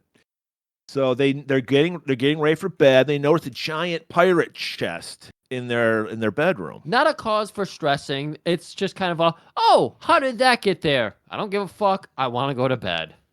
Yeah. It's a Trojan chest. He does try to open it, but then she's like, oh, dear boy, just get in bed. We'll deal with it in the morrow. So they go to sleep. And then we see, like you said, it's a Trojan horse in sheep's clothing. Oh my god. Just seeing the chest crack open and then Lionheart is wearing the fucking doctor reflective disc on his like head. a turn of the century doctor kind of outfit with that thing. We all know it denotes doctor, but we don't know what it's for. Yeah. Yeah, that head. It is to get it because you have surgical lights and they can bounce off the reflector, so you get it lands onto the body, so you get a better image of it. And sidebar, kudos to Lionheart and Jeff Lynne for the circular breathing for the amount of time they had to stay in that trunk before they were able to get out. Is that a stage trick? Is that something you know very well? You talked about diaphragms. Now we're talking about circular breathing. It is something you should always work on. It's it always helps to work on it. Always. Ask Mattingly. He's great at circular breathing. Yeah. Oh. And we know Jeff Lynne. He likes to partake in the weed, so he was hotboxing that fucking Trojan. That's right. Oh, okay. So they were feeling pretty good. They were definitely feeling something or nothing. And I got 5 vibes off this scene. This is 1000% a 5 vibe. Yep. Because they're dressed like we do a little thing. He's like gloves, and they put the glove. He puts his hands up, and they put the gloves on his hands. Yep, and it's a Bugs Bunny scene, if you will. Right. It's getting real silly up in here because he's putting out like the big, thick rubber mat over Sprout, and so just his head is exposed over the rubber mat, and he's drawing a line with lipstick. Right. Got a dotted line on the throat. It is Jeff Lynne shade. You're right about that. Draw a little dotted line across the throat. Yep. And it's like scalpel. And then, before that, they inject him. They inject him a little morphine. That's right. And shot to the butt. Yeah. Oh, yeah. She's like, ooh. And then great acting. I haven't seen butt acting like that. Cheek acting is what we like to call it. And she turns the other cheek, goes to bed. You're snoring. So they're both like high on morphine. Right. He starts getting to work at cutting up his throat, but blood's splurting out. And he's like, Basin. And he does this. There are so many great what do they call it? Close cuts or whatever of Vincent Price doing a facial shot.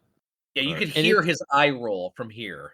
Exactly. That's all I can think of. That's what's playing through my head is a gif of him doing this eye roll. Get me the bait. Beautiful, like mint vase or whatever. And she puts it up there and blood's just flowing into it. Oh, so good. And then he does, then we cut away to the next morning. And we see the maid coming in to give her their breakfast in bed. And we see Sprout just lying there. He looks like a very sad sausage. Little pale. Little pale, thank you. Little pale. And Mrs. Sprout goes, oh, dear, well, get up. And he pushes him, and his head just falls off the body. And the maid falls down, comes to, falls down again because she sees the head's severed falling head. next to her, so she screams and passes out again. It's fun. Cut to Devlin in his high-rise bachelor pad, combing that one hair, getting it just right. Beautiful apartment overlooking a bridge and a river. London Bridge. It's not falling down. Goes for his mail and his milk. This is back in the day where people still delivered milk. Yeah. And and then heads as well, because we see Horace Sprout's head just pumped right on top of that milk bottle. So he calls in Boo. Go ahead. How did the head get there? Amazing timing. Microwave times a million. I'm guessing the ladies fainted, and then Jeff Lynne or they were still in the chest, by the way. There you go. Yeah. There you go. And they grabbed the head, and they were able to get it there right after the milkman, but before Assbag is combing his hair. So way to go, Lionheart. It's incredible. That's how committed he is to the part. He must have trained with Seagal for a moment there or something. I mean, Seagal was all of breakfast. Exactly. He didn't even have his milk. So Boot and Dog show up, and they get a list of the rest of the critic circle because they know that they're getting knocked off. So they know, they see a pattern, if you will. Right. They're like meeting up in Devlin's place, I believe, and they've got all the other critics, and they're just like, wait a minute. We weren't able to get a hold of one Trevor Dickman. Like, we heard that he was out at this restaurant, but he wasn't there when we went. And now we get to do a little Scooby-Doo flashback here. But he's just like, look, you're gonna have police escort wherever you go, so don't worry about it. We got you covered. That's right. Oh, so now we see Trevor Dickman, Yep. having like a cafe, an outdoor cafe. Right, just enjoying a nice little coffee, cappuccino. Who knows? And then we see a nice shot, a nice Tarantino-esque shot of some sexy white go-go boots. Right. I loved how they did this. They just had green M&Ms just falling over her, cascading over her. This was the inspiration behind M&Ms being sexy right here, this scene. This is where James Bond fell in love. And we see it's Edwina. Edwina. In a disguise. I think she's wearing a wig. Yep. And she's all, looking like a go-go dancer. And we know Trevor, the Dick Man, as he calls himself. That's right. He's a foot man as well. He's got a 1-inch gap in between every tooth. It's incredible. I didn't know that was even called possible. British teeth, Griff. British teeth? Is that what they call that? British teeth. British teeth. Yeah. Yeah. He is in full boing mode when she shows up. Yeah. So wait, is his coffee drink like what is it, a Cialis or something? One of those boner pills? Is that what he? No, Dickman doesn't need no stinking boner pills. Are you kidding? I thought it was an ironic name. He didn't have he would just like tape a stick to his dick, because he didn't have Viagra back Hearing then. back to the old ways where people would get boners. Oh my god. Yes, the old-fashioned 20th century boners, natural boners. Oh. So she confides in him. She's like, I was supposed to meet Hector Sprout. We're doing a production. He was gonna come coach us and tell us, like, give us some pointers, but we can't get a hold of him. Could you stand in? There is a shot in this. This sums up Dickman as a whole, because then they have the shot where he's supposed to comfort her, and a normal skeezy person would pat her knee, and he put his hand right up on her upper thigh. Yes. He's not fooling around. He Pete Rosed it. He went from, what should have been second base straight up to third base. Yep. Right. And he's like, dear girl, of course I will help you. Because he's like, how awesome it is that Sprout got killed. I'm going to get laid today. Yep. We think like Sprout's been hanging out with these types of broads. What the fuck? I need to know Sprout a little better. Yeah, right. So look who he's married to. So right. Dickman's like, look, I'm just a critic. I'm not an actor. I can't do this. But for you, I'll try. Yeah. He's willing to do the pointers. Like, he really, the rubber hits the road when they actually ask him to act in a second here. Right. But he's just fucking. He's like batting her eyes. They're getting flirtatious. She's like, maybe you can watch me perform. And, they do kind of a stop like, oh, that was a little innuendo there. It's like, oh, boy. You mean acting? They walk away. Diana Riggs fucking walking with a switch, shaking that ass. Is that what that's called? Yeah. That little Yes. That move. Okay. And they go off just as the cops arrive. So now we're Now we're at the Theater of Blood. Again, microwave timing in this movie is Seagal level. It's incredible. The police are like, "Hey, we can't find Dickman. Where's Dickman?" At the Theater of Blood. And he is going to be now at a new rendition of The Merchant of Venice. Right, living theater with audience participation. But there's going to be some slight alterations to this.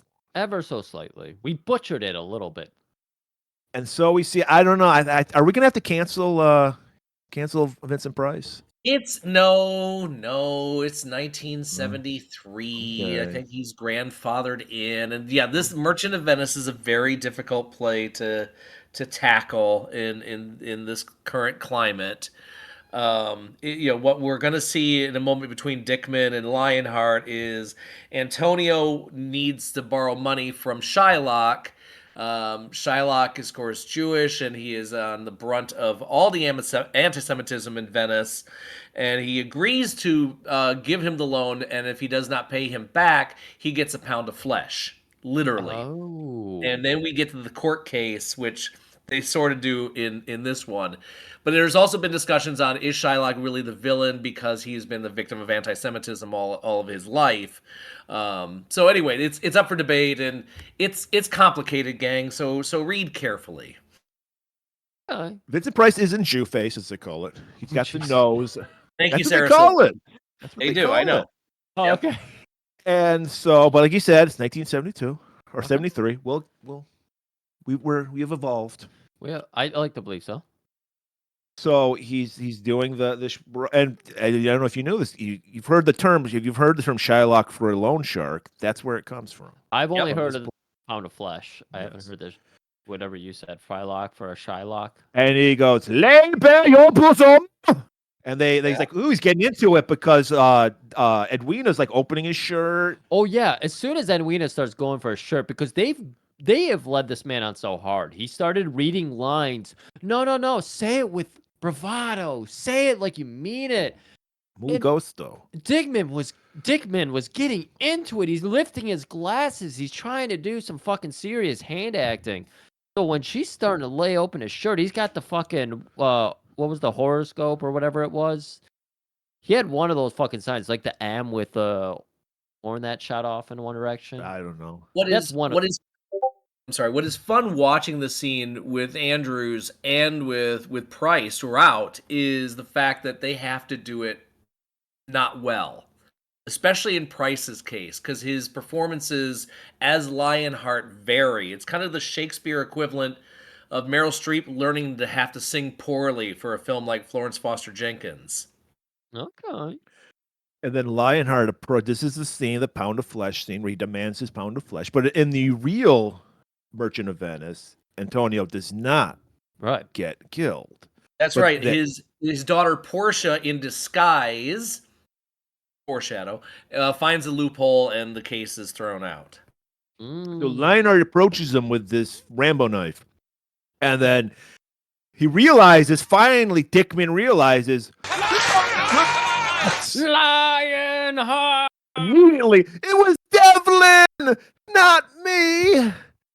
And then Lionheart just stabs him in the chest, rips out that heart, goes over to the scales, weighs it out, goes, a pound 2 ounces. I only wanted a pound. I'm an honest man. Right. So he just saws off a little bit of it. Perfect pound. Perfect pound. He apparently Lionheart also worked at a deli, so he knows his weights. Keep your thumb off the scale. All right. Is there anything else we need to? We talked a lot about Merchant of Venice. Is there anything else we need to know about it before we move on? It's worth checking out. There's a film version with Al Pacino and Jeremy Irons. Whoa! Do not say Al Pacino on this podcast. Unless you're rolling a donut that we fling some kind of thing through. We don't give a flying fuck. Oh, rolling donut about yes, Al Pacino. Thank you. Right. Yes, So sorry. you can sorry. say what year was this? Late Merchant 90s. of Venice? Late 90s. Okay. Late 90s Merchant of Venice. Don't bother looking at who's on the acting list. There. Jeremy Irons. He's in Jeremy it. He's Irons. cool. Yeah. Don't mind the other guy. Back at Devlin's, they're putting 2 and 2 together. It's equaling 4 because they see I think Boot notices there's like Devlin points him to it. That there was Edward Lionheart, like he did a series of plays. Right. And they noticed that the plays are falling in order as to who's being killed. Exactly. They're lining up with the murder types and everything. They fit into the plays in the exact order of this poster. So now they have something that they have a lead. Right. And so like, all right, what's the next play? And I think it was Romeo and Juliet, or was it Merchant? Did they point out Merchant of Venice? They start talking more about just like where are we going to with all of this shit? Like, why would he be doing all this? And this is where we get kind of a look into the past, Murray. Right. We need to see what caused all of this. Yeah. So we cut back to the Critics Circle Award show. They just had it. They're reveling in their criticisms. They're all wearing their tuxedos with frills. It is the 70s after all. It looked like you at Nick Cave show. Right. And they're just going, aren't we the greatest? We discovered a new talent tonight. What? Just as comes in dressed like Bela Lugosi. He's got his best cape on. And he's just like, oh, I'm here for my award. And just goes right for this ugly ass trophy that they have. It was like it was an MTV Moon Man trophy. Everybody's like setting down their drinks, jaws a gasp. what is this man doing? Vincent Price, by the way, wearing a fucking like tuxedo or whatever it was with a cape with a red Dracula interior. Dracula. He looks so fucking good. Riff, mustache. What are you feeling? 10 out of 10. Yeah, I'm usually a thick stash guy, but you know what? There's room for a John Waters and there's room for a Vincent Price stash. The problem is it's all character that drives it. It's all Price's persona and John Waters. So don't attempt this, people. So he's like, I'm here for my award. And Devlin's like, oh, no, good boy. We discovered a new talent. You ever heard of an actor by the name of Albert Al Pacino? Where Lionheart comes back with... I don't give a flying fuck into a rolling donut about what Al Pacino thinks. You can't give Al Pacino an award. Just give him to Scorsese or whoever is fucking fascinated by Al Pacino. Coppola. He's not a stage actor. Not like Vincent Price is. Not like Edward Lionheart is. Not like Edward Lionheart. Edwina comes in. She's like, Father, don't embarrass yourself. You don't need these awards. I recognize your greatness. That's all that should matter. He was doing a little bit of a Tom Cruise. He was taking his shirt off. He was stomping around on a table, and Edwina calmed him down. The award doesn't make the man. Actually, there's an interview with Price and listening to the commentary track because Price was a contract player at Fox going back to the 1940s. So if there's a lot of films that you can check out we did before House of Wax, which kind of dubbed him the new king of horror, and it was that he had that different type of training. And then when the 1950s hit, and that's what they're alluding to, were the kind of method actors like Marlon Brando, James Dean, Montgomery Clift, where it was kind of mumble and more natural or more realistic, not as they weren't shooting for the eye, they weren't shooting for the rafters. It was more internal. Right. So she's like, Father, please don't embarrass yourself. These guys are losers. Right. All right. You're awesome. And then he realizes Lionheart. Awesome. Lionheart is like, do I suck? Like he's having this crisis of conscience for him. He's like, he doesn't know what to think. And he goes off into the balcony. And the fucking critics are just like half interested in this crazy man. No, they're like laughing at him. They're like, "Can you believe this guy thought he was going to win?" They're tittering. They're like, "Where are our dwarves?" Exactly what they said. And Lionheart is on the balcony where he goes into. If you've never even heard of Shakespeare, you know the most famous Shakespeare soliloquy of all time. We're going to play a little of it for you because we can't do it justice. Let's hear a little bit of Edward Lionheart doing Hamlet. To be or not to be, that is the question. Whether it is nobler in the mind to suffer the slings and arrows of outrageous fortune, and thus the native hue of resolution is sicklied, or by the pale cast of thought. And enterprises of great pitch and moment with this regard, their currents turn awry and lose the name of action. Bravo!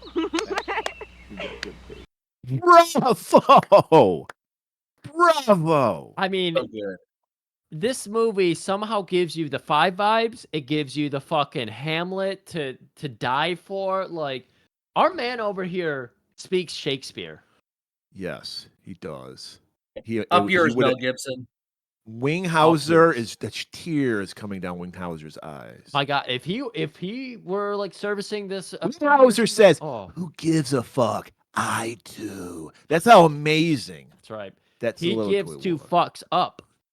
And then to just punctuate that great performance, he leaps off the balcony to his death, while the people are just laughing at it still.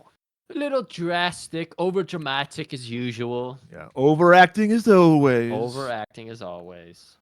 And then we're like, I guess he's dead. I mean, he's like 100-foot fall into a river. Right. Back to the present. Devlin is talking with Boots. He's like, Lionheart's behind these murders, man. I know it. As he's saying that, a package comes in for Devlin. Matt, please help us unravel our beautiful package here. Sorry to have missed the meeting, but my heart is with you. Opens it up, and lo and behold, it is Horace Sprout. Is that the guy? Yeah. Sprout's Dickman. Dickman. Yeah, Sorry. Trevor's Yes. Dickman. This is why we have you on here, Matt. Yeah. That's Dickman. But it's That's his Maggie, nightclub. But That's his nightclub. From what we know about Dickman, shouldn't it be his dick? I mean, yeah. But then it's already got an R rating, and if you get a PP in there, then it might get X. How about this? Because he did the whole scale thing. His dick, he removes one of his balls, and then it goes up to 1 pound. Maybe you could remove the head of the dick, and it's just never mind. It's getting graphic and weird now. That could be a pound of flesh if you were impressive, Dickman. But I don't know. It's Cut to Lionheart reciting Richard III in a little cellar with candelabras everywhere. Great sets here. I love this. Yeah, you're a target, but this critic is not going to let being one of the top targets for murder get in the way for his scheduled wine tasting. Damn it! None of these critics do. They're really kind of whatever about it. I know, really. Yes. It's like it's like Five's victims. We're like, oh, you're gonna kill me? All right. And yeah. And everyone's favorite wine tasting receptionist is there, Jeff Lynne. Matt, the theme of this whole movie is entitlement. They're so entitled. Like even though half of their group has been killed, it's not gonna be me. I'm not gonna die. And the critic doesn't notice the other wine tasters who look and smell considerably different than everybody else. Nope. Doesn't notice it at all. Didn't Jeff Lynne write that song, Don't Bring Me Down? No, don't bring me down. To the wine cellar. Oh, yeah. He's just saying, live your life. It doesn't matter if your friends and colleagues are dying. No, he's being literal. He's saying, don't bring me down to the wine cellar. That's what he's very literal. It's a treacherous tale then. So he's saying, don't bring me down. Right. And he's singing it, but it's such a catchy tune. You're like, I'm going down in the cellar because I want to hear the rest of the song. So he does the famous Richard III speech, now is the winner of our discontent. This is another historical play, Griff. Wait, history? Richard III actually existed. Where? Yes. In England. In England. New or old? Old. Oh, okay. Yeah, he's dead, Griff, just so you know. Yeah. He was also a hunchback. And a club foot. Oh, he had a club foot? Yes. Yeah.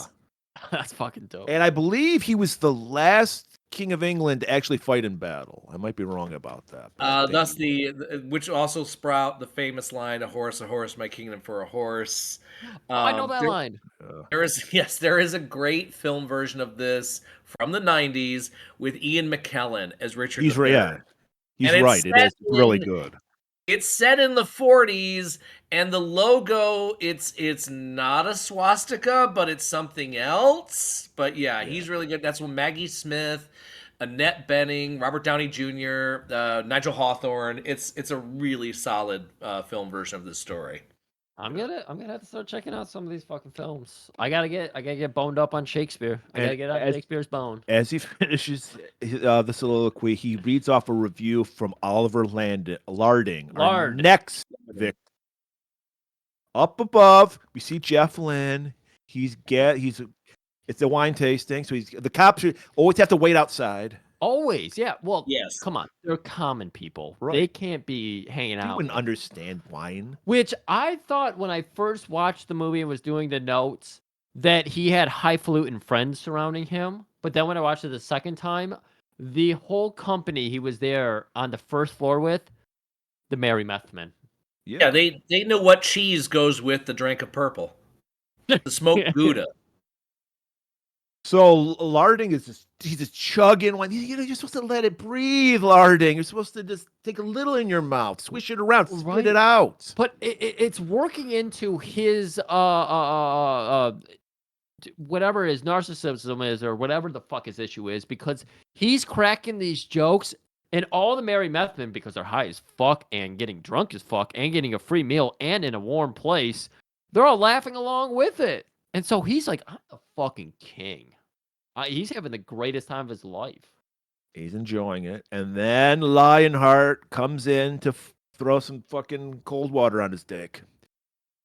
Yeah, they Jeff Lynne shows Larding to a very special wine. Wasn't this your favorite year? Like the Sauve Cabernet? Isn't that your favorite? And he's like, oh, you have a 52 Sauve Cabernet? I can't believe it. See, that's made up, but he doesn't care because he wants to sound sophisticated. Right. Yeah. So he gets in there, and that's when you hear him. And Larding goes, it's impossible. You're dead. And then Lionheart goes, I could see you. You would make a perfect Clarence to my Richard III. You remember Clarence, don't you? He drowned in a barrel of wine. Meth men to me. The meth men grab Larding, tip him up upside down, head first into that barrel of wine. I'm sorry if we have any people working in the tech industry. He did say a word. I didn't know Shakespeare came up with this word. He said, do the needful. Oh, shivers. So, do you need to flesh out Richard III for us, Matt? No, I mean this is a guy who kills his way to the top, and then he enjoys his success very briefly, and then is kind of killed. But and Laurence Olivier did a film version of it in the 50s, which I recommend, but the Ian McKellen one might be a little more accessible. We also remember that Larding drank too much and fell asleep during Lionheart's Richard III performance, which it is brought up to Larding by Lionheart. Also, the fact that the cellar was apparently lit by John Woo, and the only thing missing were flying doves in the cellar. I mean, there was 1,000 fucking candles. It was like every music video in the 80s. You are dead on, and thank you, Matt. We said we needed the man with the data. Yeah, I did. I think I saw Sting in the background. We had that blown out hair too. Yeah. Branford Marcellus playing sax behind him. Yeah, all that. It's so good. One more down. Cut to Edwina. She apparently does makeup on movie sets, so she's doing, she's keeping around the business. Right. Good front. Yeah. Devlin shows up. Like, look, I'm worried your father's alive. She's like, no, he's not. He's dead. What are you talking about? As they're talking, Boot cuts in. Hey, do you just hear Larding was found drowned in a barrel of wine? And Boot takes an interest in Edwina too. Like, well, she has to be it because her father's dead. Right. He's the likely suspect, so it has to be her. Right. Because she's Edwina. Oh, that's easy confusion. It's easy to confuse a dead person with their daughter. So yeah, of course. Who would have motive? Since the one that we suspect Edward Lionheart is dead, it must be the daughter. That makes sense. So he's like, I need to take you in for questioning, ma'am. She's like, all right, I'll go. But Devlin, he's got a busy schedule ahead of him, man. All right. He keeps to a fucking... You think you would just stay at your house under police protection? Nope. I got to do me some fencing. That's right. So he shows up at the fencing school. There's a blind guy selling matchbooks. Fucking straight out of Dickens. I don't know if they had people selling matchbooks in the 70s, but maybe they did. Right. And he gives them a little penny. Walks in. It says there's a sign. Yeah, the sign. There's like the cardboard sign on the window or whatever hanging from a string, and you can see it's in the camera shot that we're facing closed. So to the exterior world, it's showing open, and then he flips it over. Right. So he goes in, he puts on his fencing gear. He notices there's a guy there also dressed in... It's completely empty. Yeah. So that's weird. They're like in a gymnasium. Yeah. And we see, spoiler alert, it's Lionheart. I saw this movie once before, like 4 or 5 years ago. Mike told me to watch it, and I enjoyed it. But the one scene I remembered from it, this scene right here. Yeah. Lionheart, since it is a dueling thing, he's playing a Frenchman in this. He's like, hello, monsieur, mon ami. Are Vincent Price, you said that sometimes he plays down to the role, sometimes he plays up to... Are his accents good? No. I mean, it's okay. Yeah. Okay. No, okay. Not in these. Well, I think his role is he's supposed to not be a great actor. He thinks he's great. Okay. Right. Yeah. Yeah, these accents not so great. course, we'll save the greatest disguise for last, almost last when we get closer to it. But yeah, this one is just fun because you can't see who it is, and which makes it easier for the director and the stuntmen to do the next scene.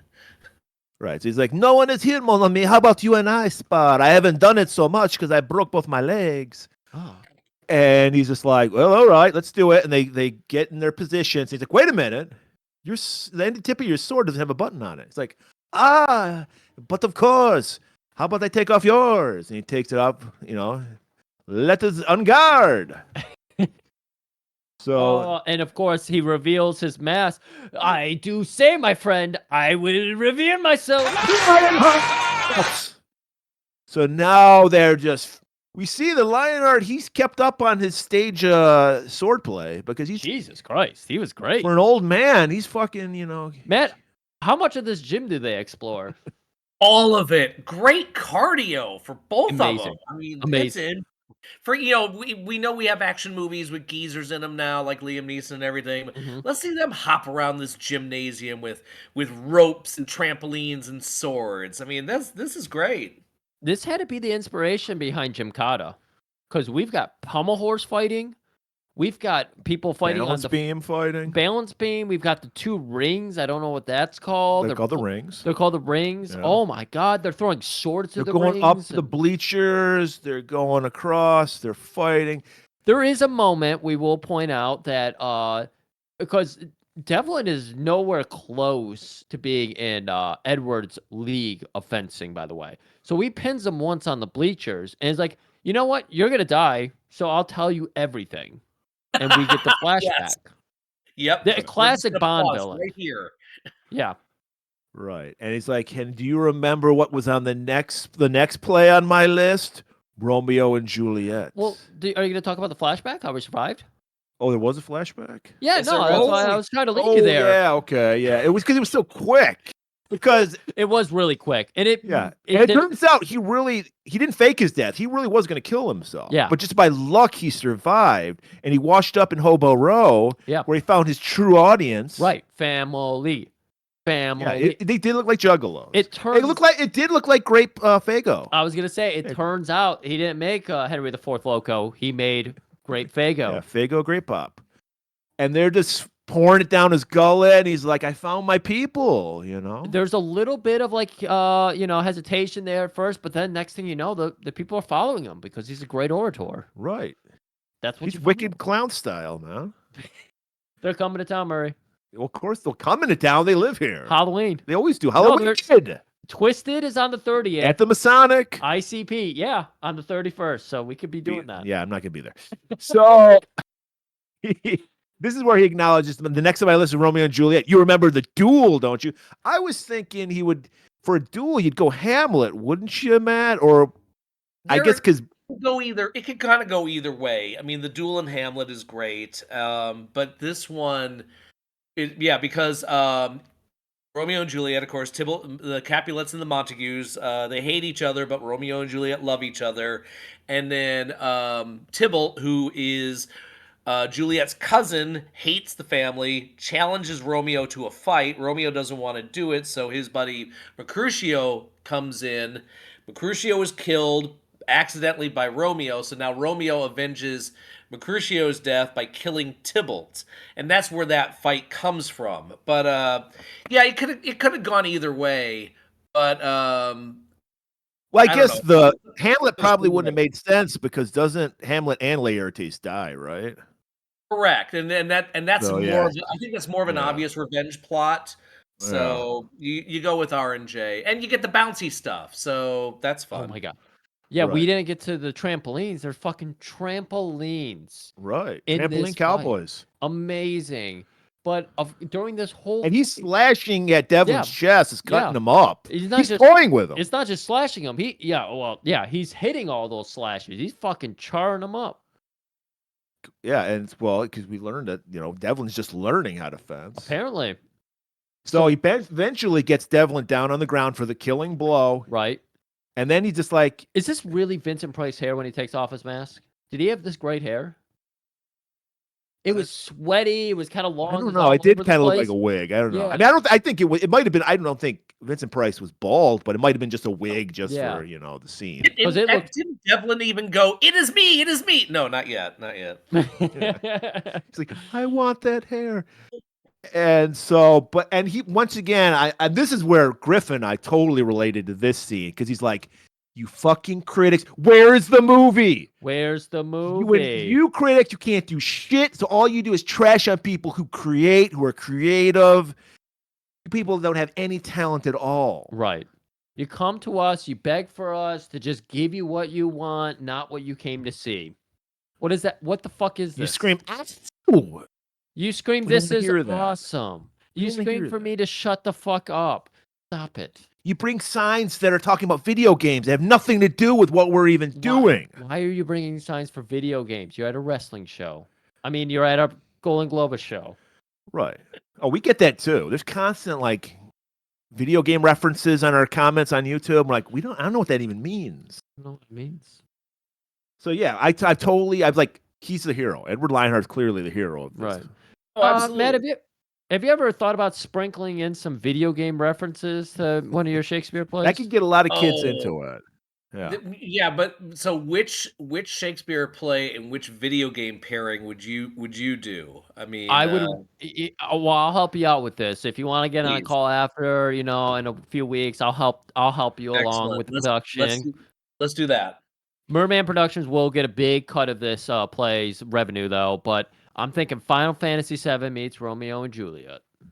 Classic. Right, get cool. Cloud Strife in there with his stupid spiky hair. So Lionheart's like, I'm the murderer? How many careers did you kill?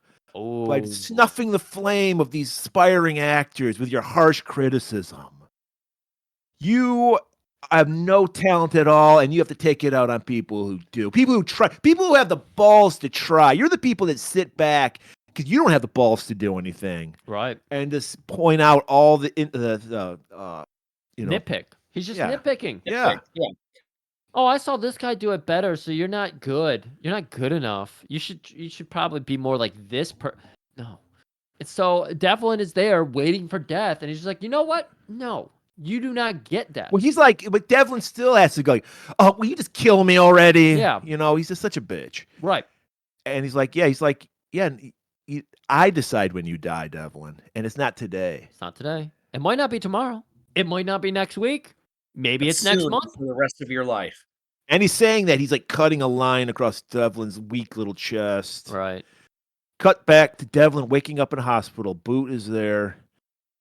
And he's just like, I'm sorry. I can't believe this Lionheart guy's alive. It was Lionheart. I saw him. His beautiful hair. I wish I had hair.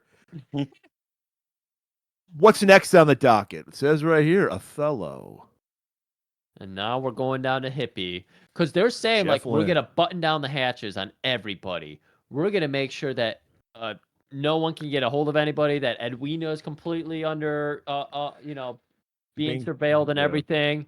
And then we just cut down to Jeff Lynne. Jeff Lynne, which is a weird cut. I don't get that. Right. But yeah, Jeff Lynne putting in a call to what happens to be another critic.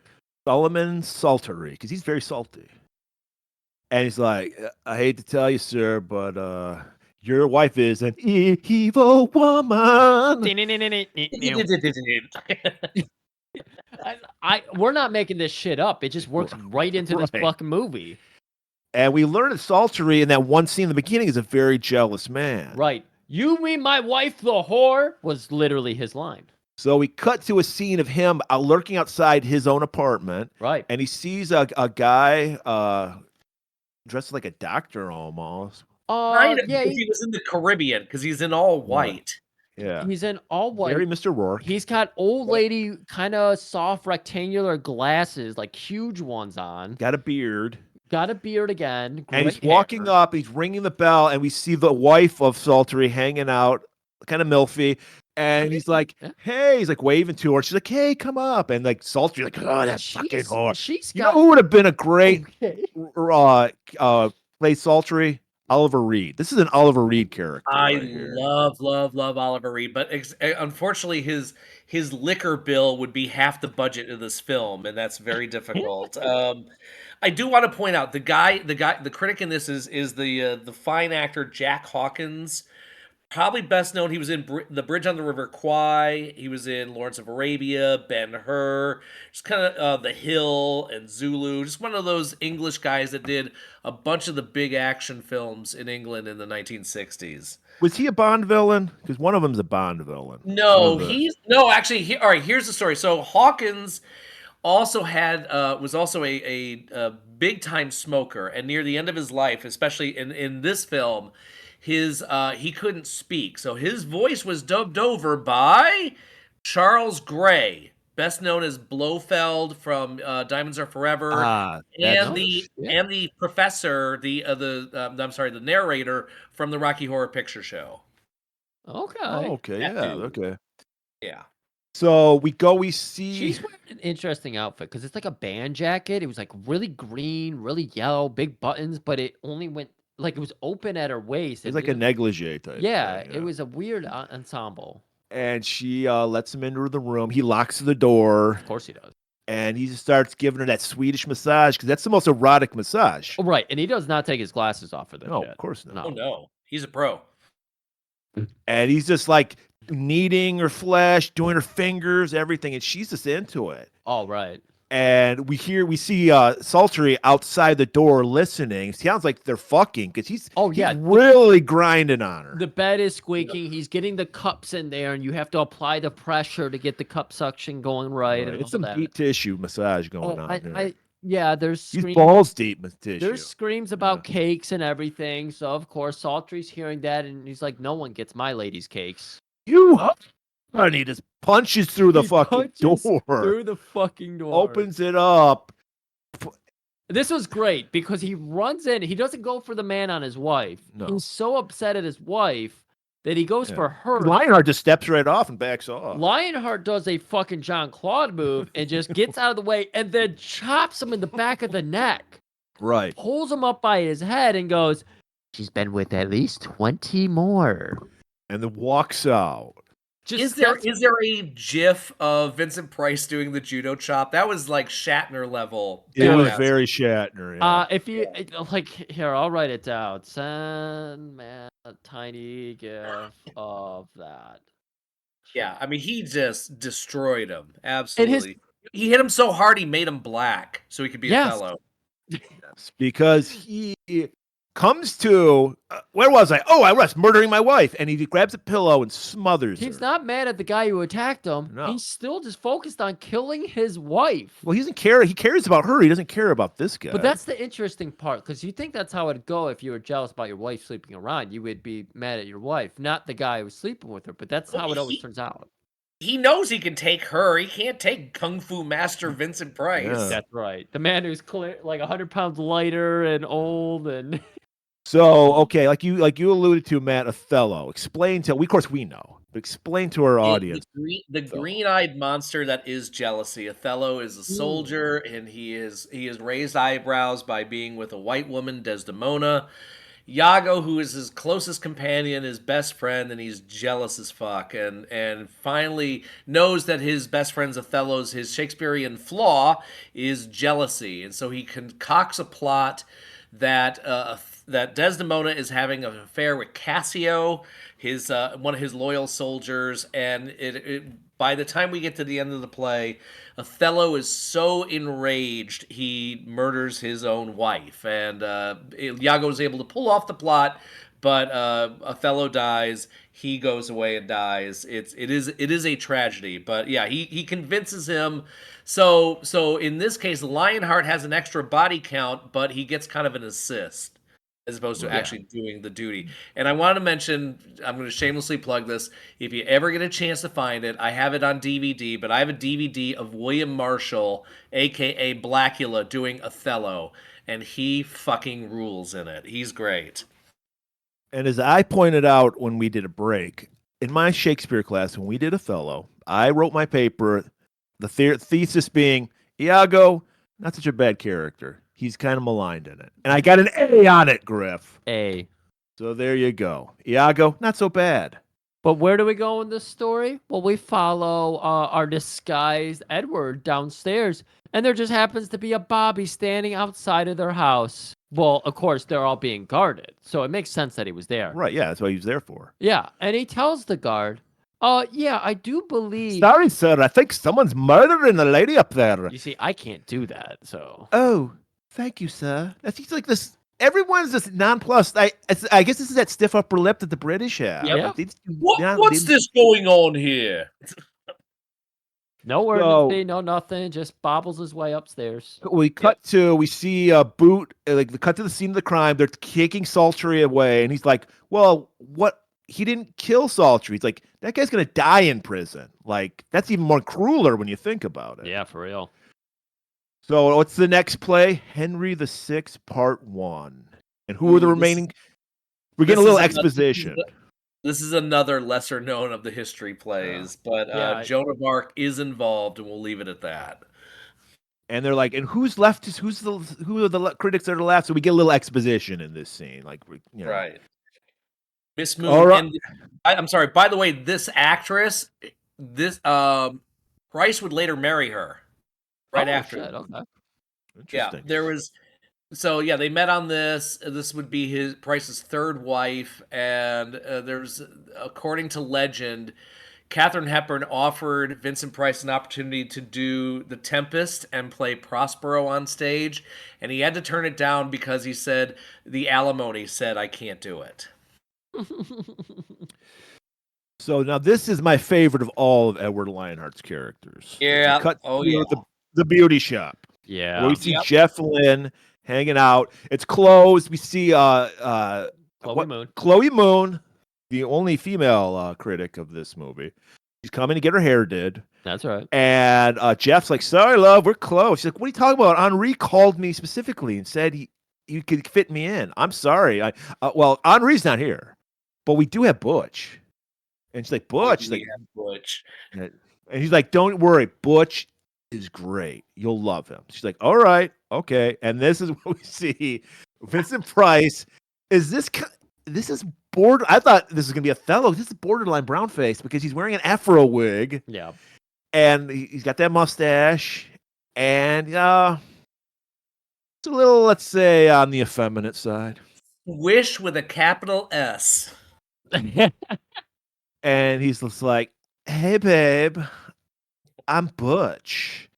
And then we see the cop, the escort, roll his eyes like, right. Oh, God. And so Butch wants to escort her down to, where they're gonna dress the hair and everything. Right. And where his murder lair is. Right. And he's like, "Who's your friend? So cute." And that freaks out the cops. Like, "I'll stay up here, mom." 70s homophobia on display. So they take her downstairs to the get their hair cut. Don't worry, everybody. The Bobby found a nice fucking men's magazine. That Bobby wanted to get buggered. That Bobby wanted to get buggered? Yeah. Okay. And so he's just reading a magazine. We see Jeff Lynne, get a she's like, I guess he's gonna give her a little petty while she's getting the hair done. So he puts her feet in a bowl of water. Yeah. And we see Butch get the latest technique from France, where he's like putting her hair in these like curlers that are attached to the big old 1970s hair dryers. Right. He's like, "Wow, there's a lot more electrical cords happening on this new hair cord," and she's reaching up to pull the curlers out of her hair. Right. Naughty, naughty, slaps her hand. "Don't touch. Butch knows best." Paul Lynde would have done a great version of this. Paul Lynde would have done a great I love that TV series, Butch Knows Best. That is a TV series. Then he starts tying her hands down to the handles of the chair. It's like, "What's going on here?" Like, and then he starts, "Bring forth the sorcerers condemned to burn." He immediately goes into Henry VI, Part 1. Yep. And this is where we learn. This is where Joan of Arc is burned at the stake. Oh, why was she burned at the stake?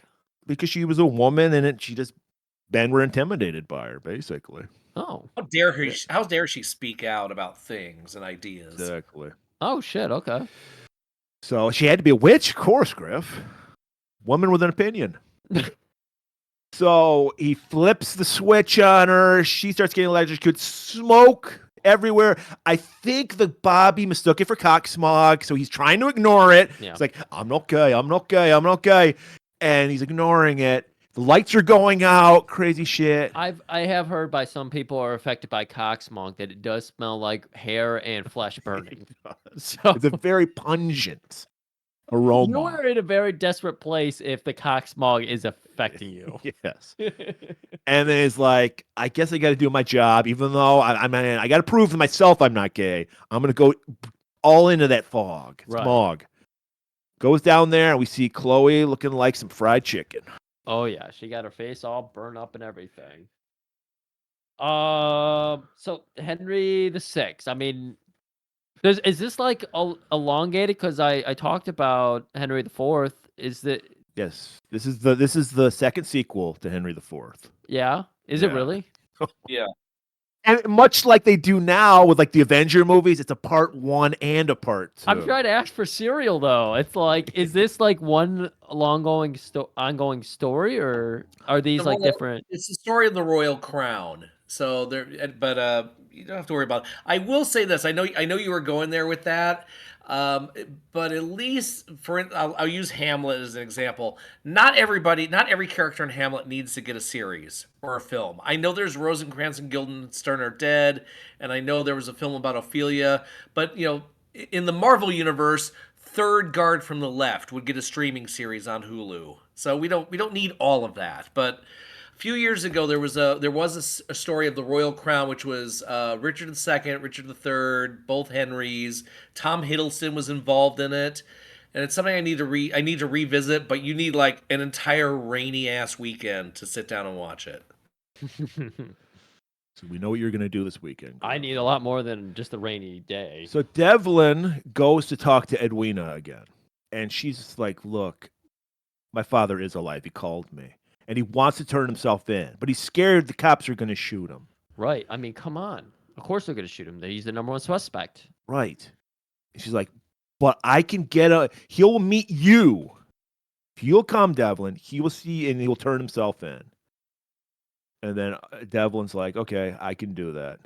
Because she's like, if he even smells a cop, he's going to flee. Exactly. Because the Bobbies have ordered the one gun they have in England transferred to this precinct, so they'll be ready for him. It's a lot like that Olivia Gruner movie we watched. I forget, it's Hard Side of LA or whatever. They just Angeltown. They just have one gun they pass around. Yeah, it wasn't Uzi. Was that a Shakespeare rendition? Yeah. Yeah, they use a lot of Uzis in Shakespeare. You know that? So, Edwina's like, look, I'll call him, and I'll get the location, and I'll let you know. Right. Because Devlin, of course, the knight in shining armor is going to play that role. So Edwina's leading him along. So, okay, now Jeff Lynne, cut back to the Theater of Blood. Jeff Lynne and Lionheart are doing their perfect, because they're doing the prosthetics on this hobo. It looks just like Edward Lionheart. Oh my God. It was fantastic. It almost looked like Dr. Phibes. Okay. Yep. And he's just like, remember to obey my orders, meth man. Just give me some of that purple stuff, sir. And then he's saying that he's reading a review that Meredith Merridew gave of his performance of Titus Andronicus. Do you remember the words there, Matt? Because it was something about some kind of sandwich, and that's... Oh, he said between the performances of him as Titus Andronicus, the actress who plays Tamora, Queen of the Goths, and Lavinia, who is Titus's daughter, all three performances add up to one ham sandwich. Oh. Because he's fat and swishy and funny, and I remember there's the one scene where he kind of looks like Mama Cass, and you all know she choked on a ham sandwich. A little bit, yeah. There's the combination of the pink suit, and when he's walking, and they use like music from a bassoon. Exactly.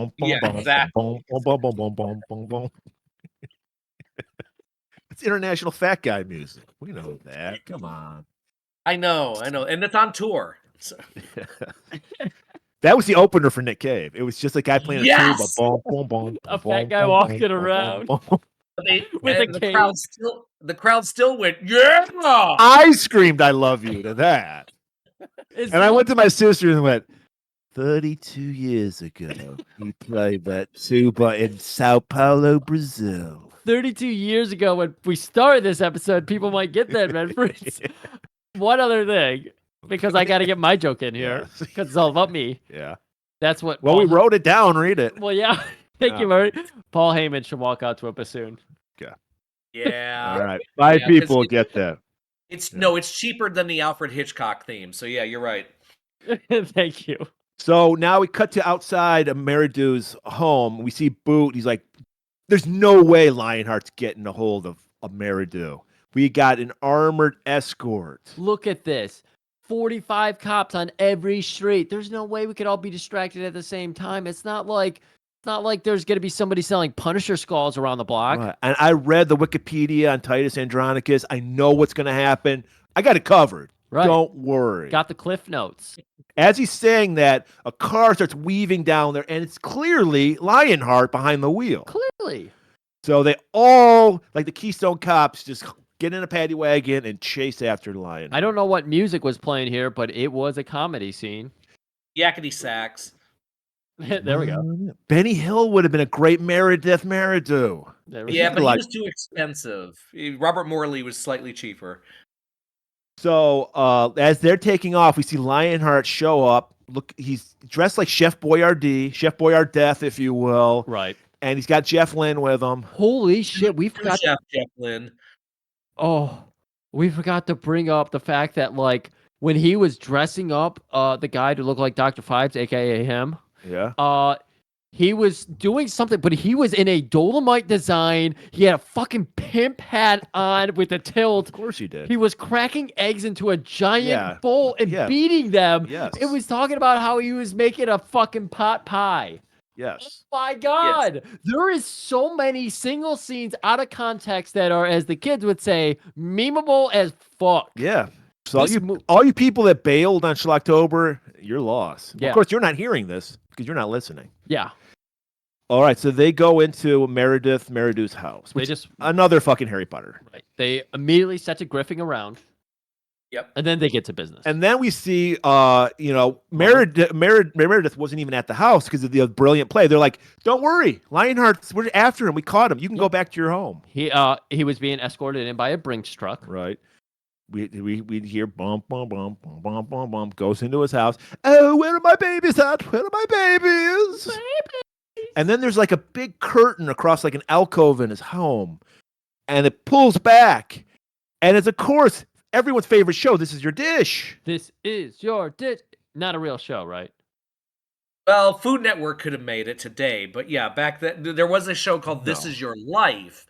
Where you would, and Vincent Price was actually on the receiving end of being a subject of that show. But yeah, cooking television hadn't really progressed that far to have This Is Your Dish. You could do that now with everybody on Food Network or Cooking Channel, but not then. Okay. And apparently it's Meredith's favorite show. He's like, oh my God, I can't believe I'm going to be on This Is Your Dish. But of course. And they set him down. They put a napkin, tie a napkin around his neck. Getting all the cameras fixed again here. Beautiful. Again, all the fucking sets here. We got all the Merry Methmen in the background. They're supposed to be like the TV crew. You can see them swishing away at their fucking drink of grape, whatever it is called. The drink of purple. They drink of purple, yes. AKA Grape Pop. Grape Pop. And Jeff Lynne brings out a giant pot pie. They start feeding him like a baby. Oh my God, and he's loving it. He's into infantilism. I forget what they call it when you do like the artwork on top of the pie crust and everything. They did all that work. It's beautiful. It's amazing. And Meredith's like, so delectable. But I'd like to give some to my babies. Where are my babies at? I wish they had to enjoy this. Everybody, please help me call my baby. And so all the Merry Methmen start whistling for the dog. I love that. I love that. Everybody. Where are my babies? They should be here. Oh, they are. And as he's cutting up another piece of pie, there's some. It should have been like a collar, a dog collar or something. But it was just some hair. A long white dog hair. Yeah. And then he's like, Hey, you want a pie? We got another one for you. And he's got the, what do they call those covers that they cover like food with? Dome. You can call it a dome, I guess. I guess a dome. Oh, The yeah, the silver glass one. dome. The silver dome. Yeah, there we go. Pulls it up, and we see a pot pie with 2 poodle heads right on top of it. Beautiful. And he goes, oh no! He freaks out. They grab him. They lay him across the table. They force feed him. They're continuing to just. And they get like a funnel, and they put it in his mouth. That's right. They do get. And they start. And Jeff starts scooping up pot pie, and they're cramming it down his throat. And he dies, and then Lionheart rattles off the great zinger. Pity, he didn't have the stomach for it.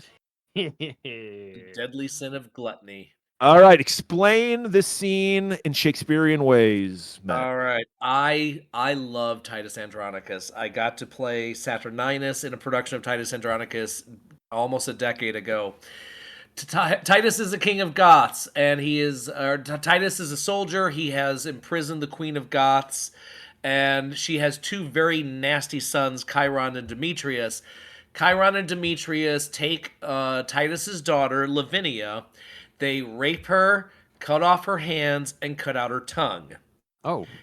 Now, I tell you this to say that when we did it in tableaus. So we had a scrim, so you could see shadows. They would pose in shadows, and so that you didn't see the actual act, but this was implied. And we set it to the song "Take Me to Church," which ruins that song for everybody. So, Hosier song.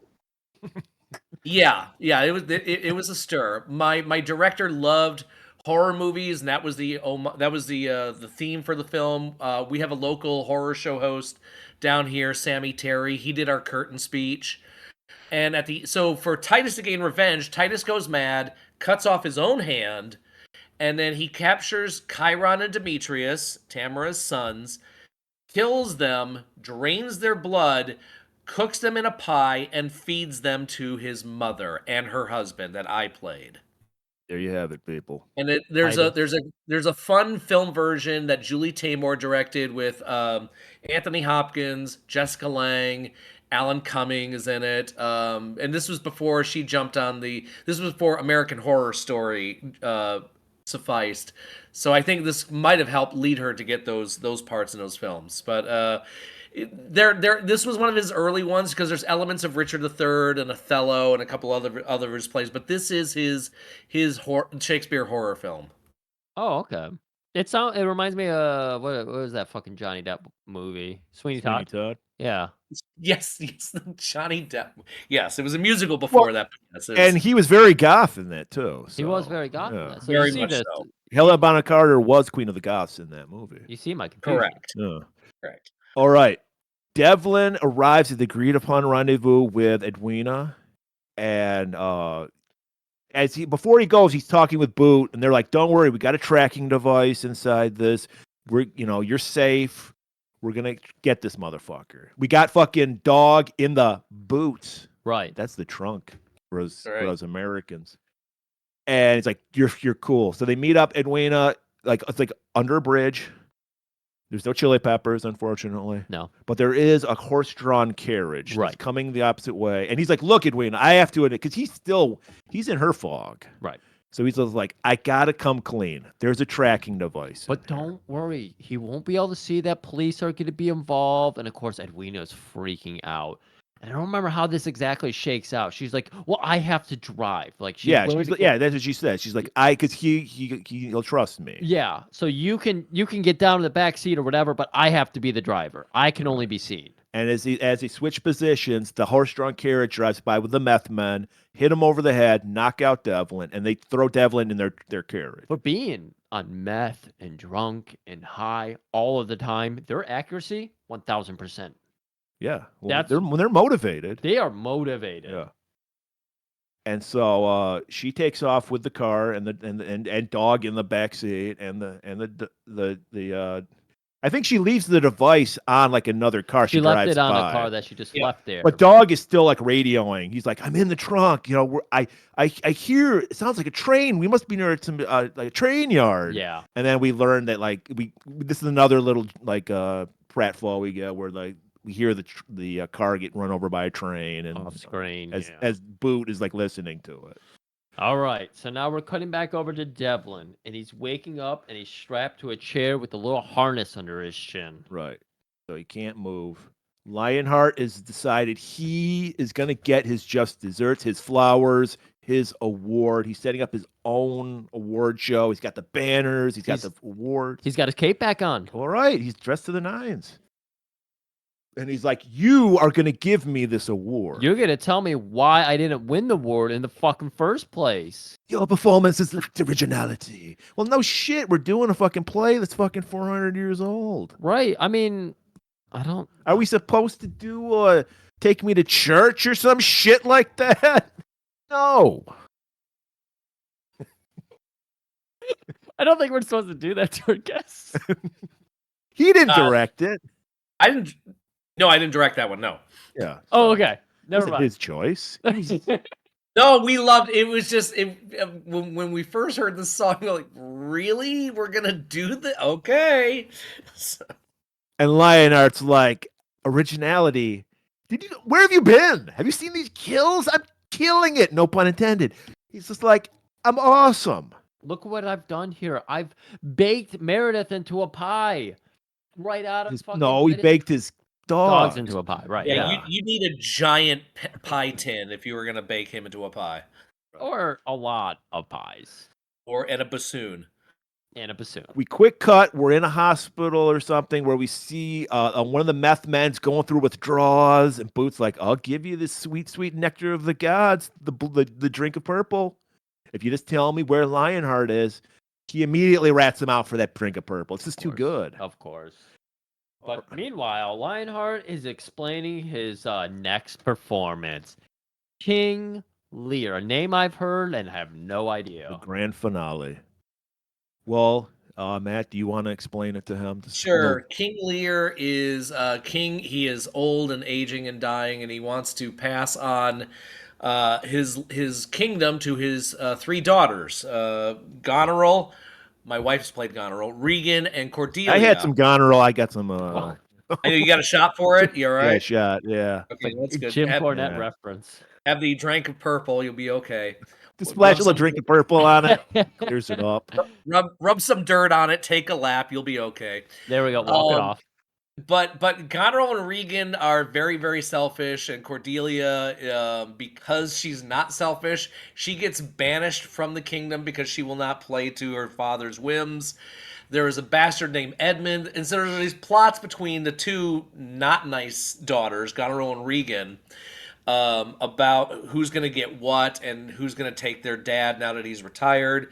But what we get to the killing, what's supposed to happen here is there is one of Lear's right-hand men is a guy named Gloucester, and Regan and a guy named Cornwall basically blind Gloucester on stage. And as my wife told me when they did it in Pennsylvania, you just take you position it correctly, and then you just throw a couple grapes on stage. And those are the eyes, and that's the blind. So anyway, that's the blinding from King Lear, from where this comes from. Doesn't King Lear like gouge his eyes out? No, he's just old and daffy and gets daffier, and then at the end, Cordelia, the one who truly loved him, dies, and he dies soon after. Spoiler alert on King Lear, gang. Yeah. I think after 400 years, you're allowed. Something like that. I would hope so, but you might get ugly notes on YouTube. It's true. Well, they'll just be, where's the movie? That's all we get. No, they'll go, where's the play? Where's the plays you keep talking about? If we get 100 people saying, where is King Lear? Where is Titus Andronicus? Or if we get all that, I'd be... So the final coup de grace of Lionheart is he puts a little track that goes down towards Devlin's head. Very Fives vibes again. Little very cart. Bond villain kind of, yeah. He places two red hot knives pointed toward his eyes, and then it's tied to like a rope with a sandbag on the end. Right. Jeff cuts the sandbag so it slowly comes towards his face. And we get Devlin trying to plead. Matt, do you remember what Devlin's whole plead here was? Well, he did say, Devlin did it. It's like, oh shit, no wait, that's Devlin did it. It wasn't me. Oh wait, it's me. Damn. Devlin sticks to his guns. He's like, nah, because everybody else said, no, I wrote good things about you, and then Lionheart would correct them and say, no, you didn't. But Devlin kind of sticks to him, like, yeah, you suck, and I'll still, if I don't have eyes, you'll still suck. He says 2 words, Al Pacino. And then Zones, you scoundrel, you jackanapes. And he's like, and if you wanna do some dueling King Lear, never.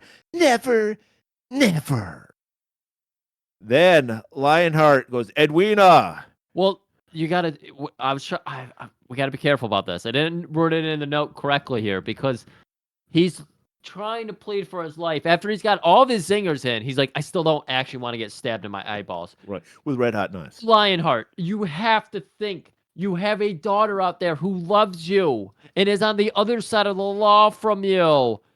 Oh, do I? You mean Jeff? Okay, we're gonna reveal this. Is spoiler alert. We haven't spoiled it yet. Jeff Lynne is Edwina. That's right. This is why I thought Jeff Lynne was hot. Damn. Wow. All right. Do you think Diana Ray could have worked on her man voice? It was so obviously her throughout it. She was using her own voice when she was playing. It wasn't Jeff great. Lynne. Yes, she didn't have a lot of lines.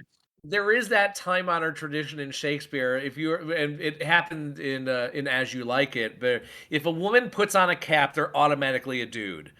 And yeah, sometimes it would help if you dropped your voice a little bit, like our Rosalind did. But yeah, it's. But I'm like, oh well, you can have a high voice, but still have a mustache and perm like that, I suppose. But yeah, she probably could have done more, but as I always like to say in defense of somebody like Diana Rigg, but she's pretty. And she's just like, yeah, she's like, joke's on you, Devlin. I'm with my dad. Yeah, she opens a switchblade or whatever it was. Not with her dad. She's not a Cyrus. No. Yeah. She rides or dies with her dad. Yeah. And she starts cutting into that sandbag that's gonna, lower the knife into him. Slowly starts. It's like a Batman episode, like same Big time. Same bad channel, because it's dun-dun-dun, dun-dun-dun. Close up of his eyes, close up of the knives, close up of his eyes, close up of Vincent Price.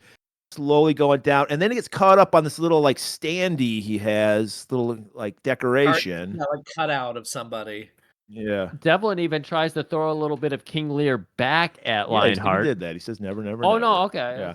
You got it all over there. And so the knives are just inches away from his face. Then we hear sirens. Sirens coming in from outside. Those goddamn merry methmen.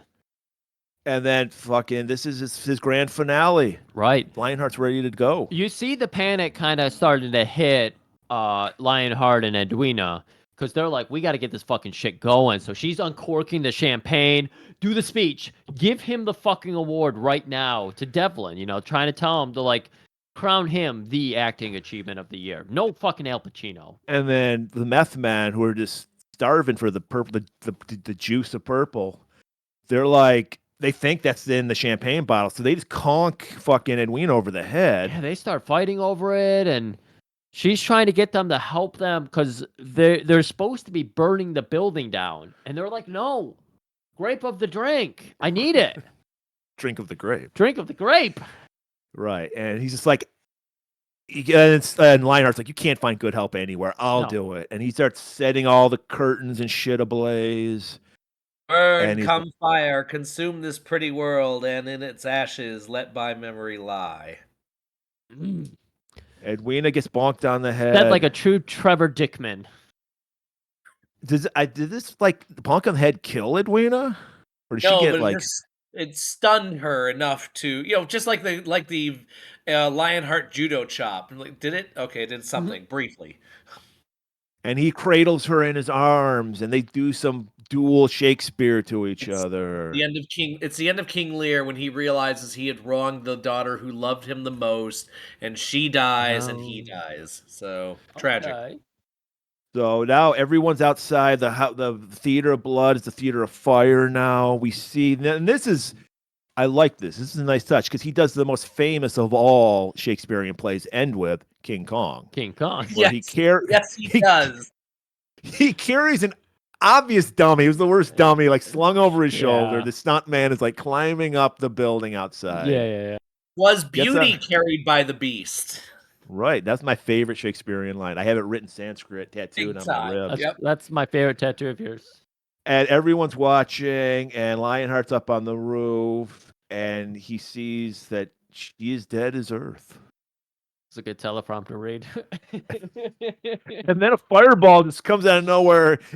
Very reminiscent of Donkey Kong. A fireball. Mario's down there? Yes. Hits him. He falls back into the theater. Him and Edwina are just like keep the fiery. He did some prose out on the roof or whatever for the police and everybody on the street to hear. Right. And Boot's like, hey, what was that from? And then fuck that fucking piece of shit Devlin all of a sudden regains his balls. He's like, fascinating performance. But of course, he was madly overacting as usual. But you must admit, he did know how to make an exit. And then this scurries off camera. Oh my god.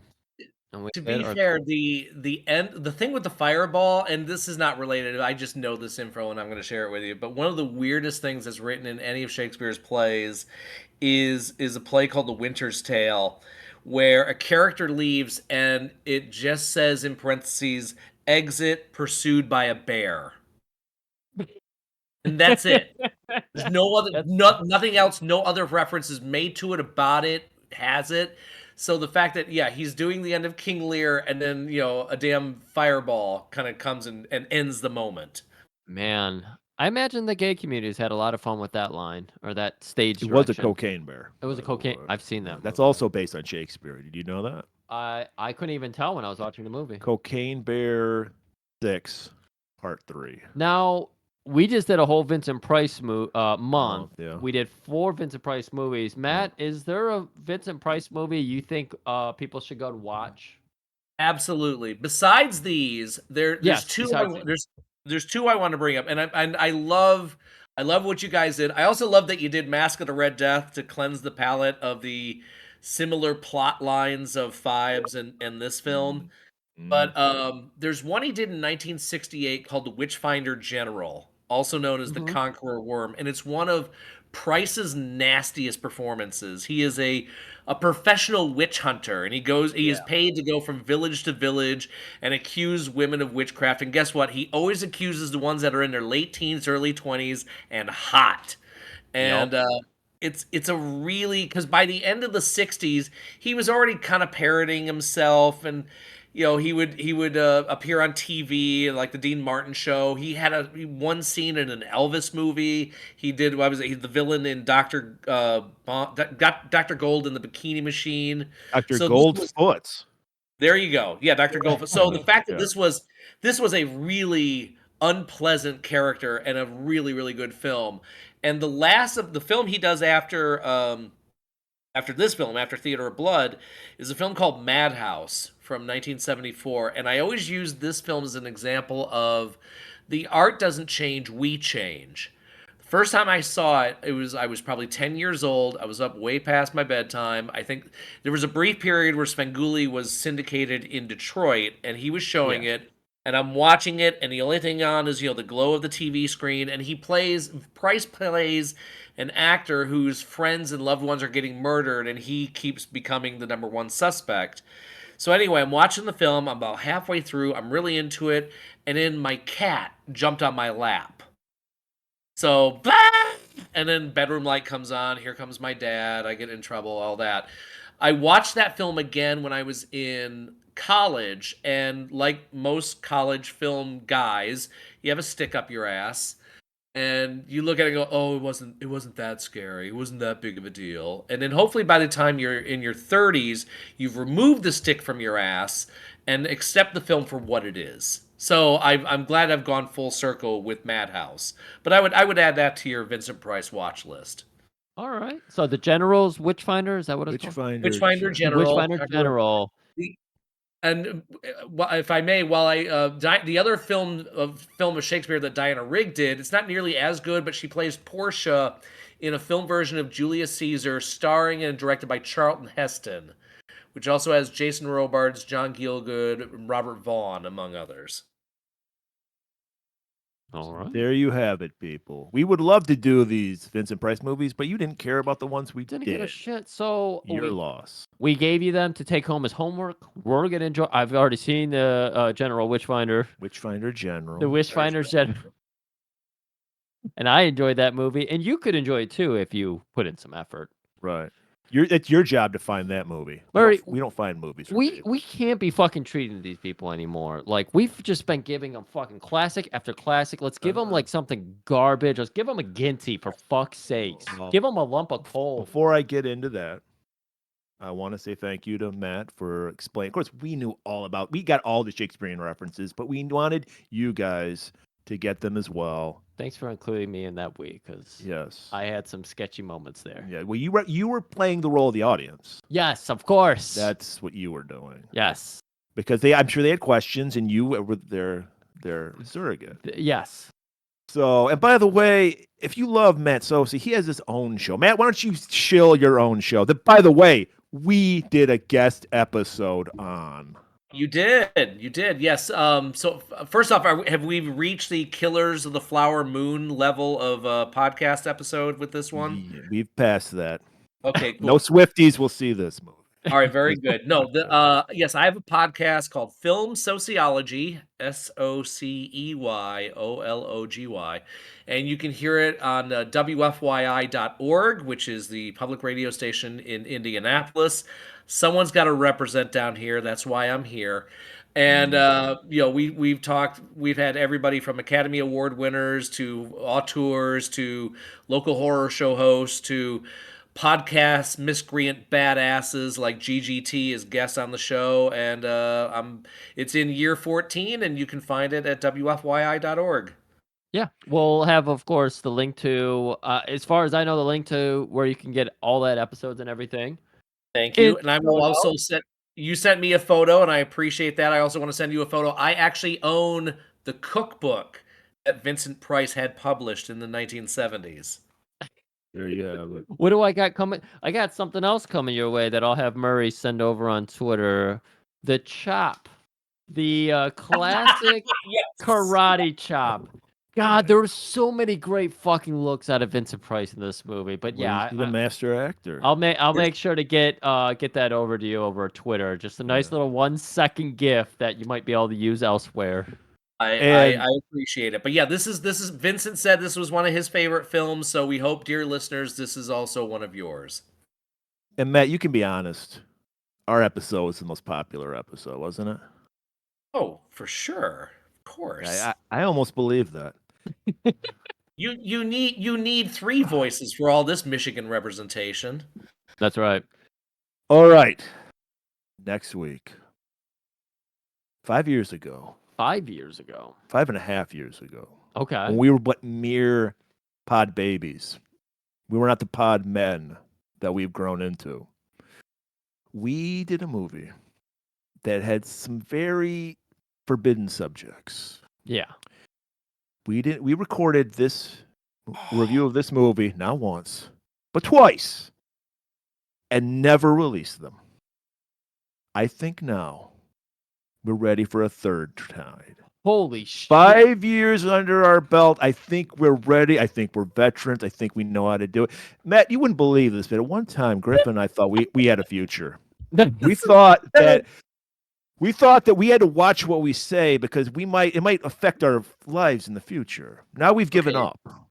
Okay, gang, I want you to pay attention to this closely as somebody who's listened to this show. I want you to think of the lost treasures in pop culture, like the Beach Boys, Brian Wilson and the Beach Boys creating the album Smile, the original recordings of Smile. Orson Welles and the original cut of the Magnificent Ambersons. Jerry Lewis and The Day the Clown Cried, which apparently we're going to be seeing hopefully in the next couple of years. This is a GGT episode jewel that is going to hopefully resurface because the third time is a charm. You are welcome, listeners. I like that. I wish the originals were still around, but they're smashed. Well, they'll be in the box set. Yeah, sure. What movie are we talking about? Well, we're talking about the canon Charles Bronson classic, Injite, Forbidden Subject. Yes, people, we're doing that, and you're gonna enjoy it, or not. I don't give a fuck anymore. We don't care anymore. But we will enjoy it. So yes, Schlocktober has concluded, but there's something more terrifying on the horizon. Cannon's around the corner. Cannons. Get your cannons ready for Kinjite. See you next week. Thank you, Matt, and keep it warm.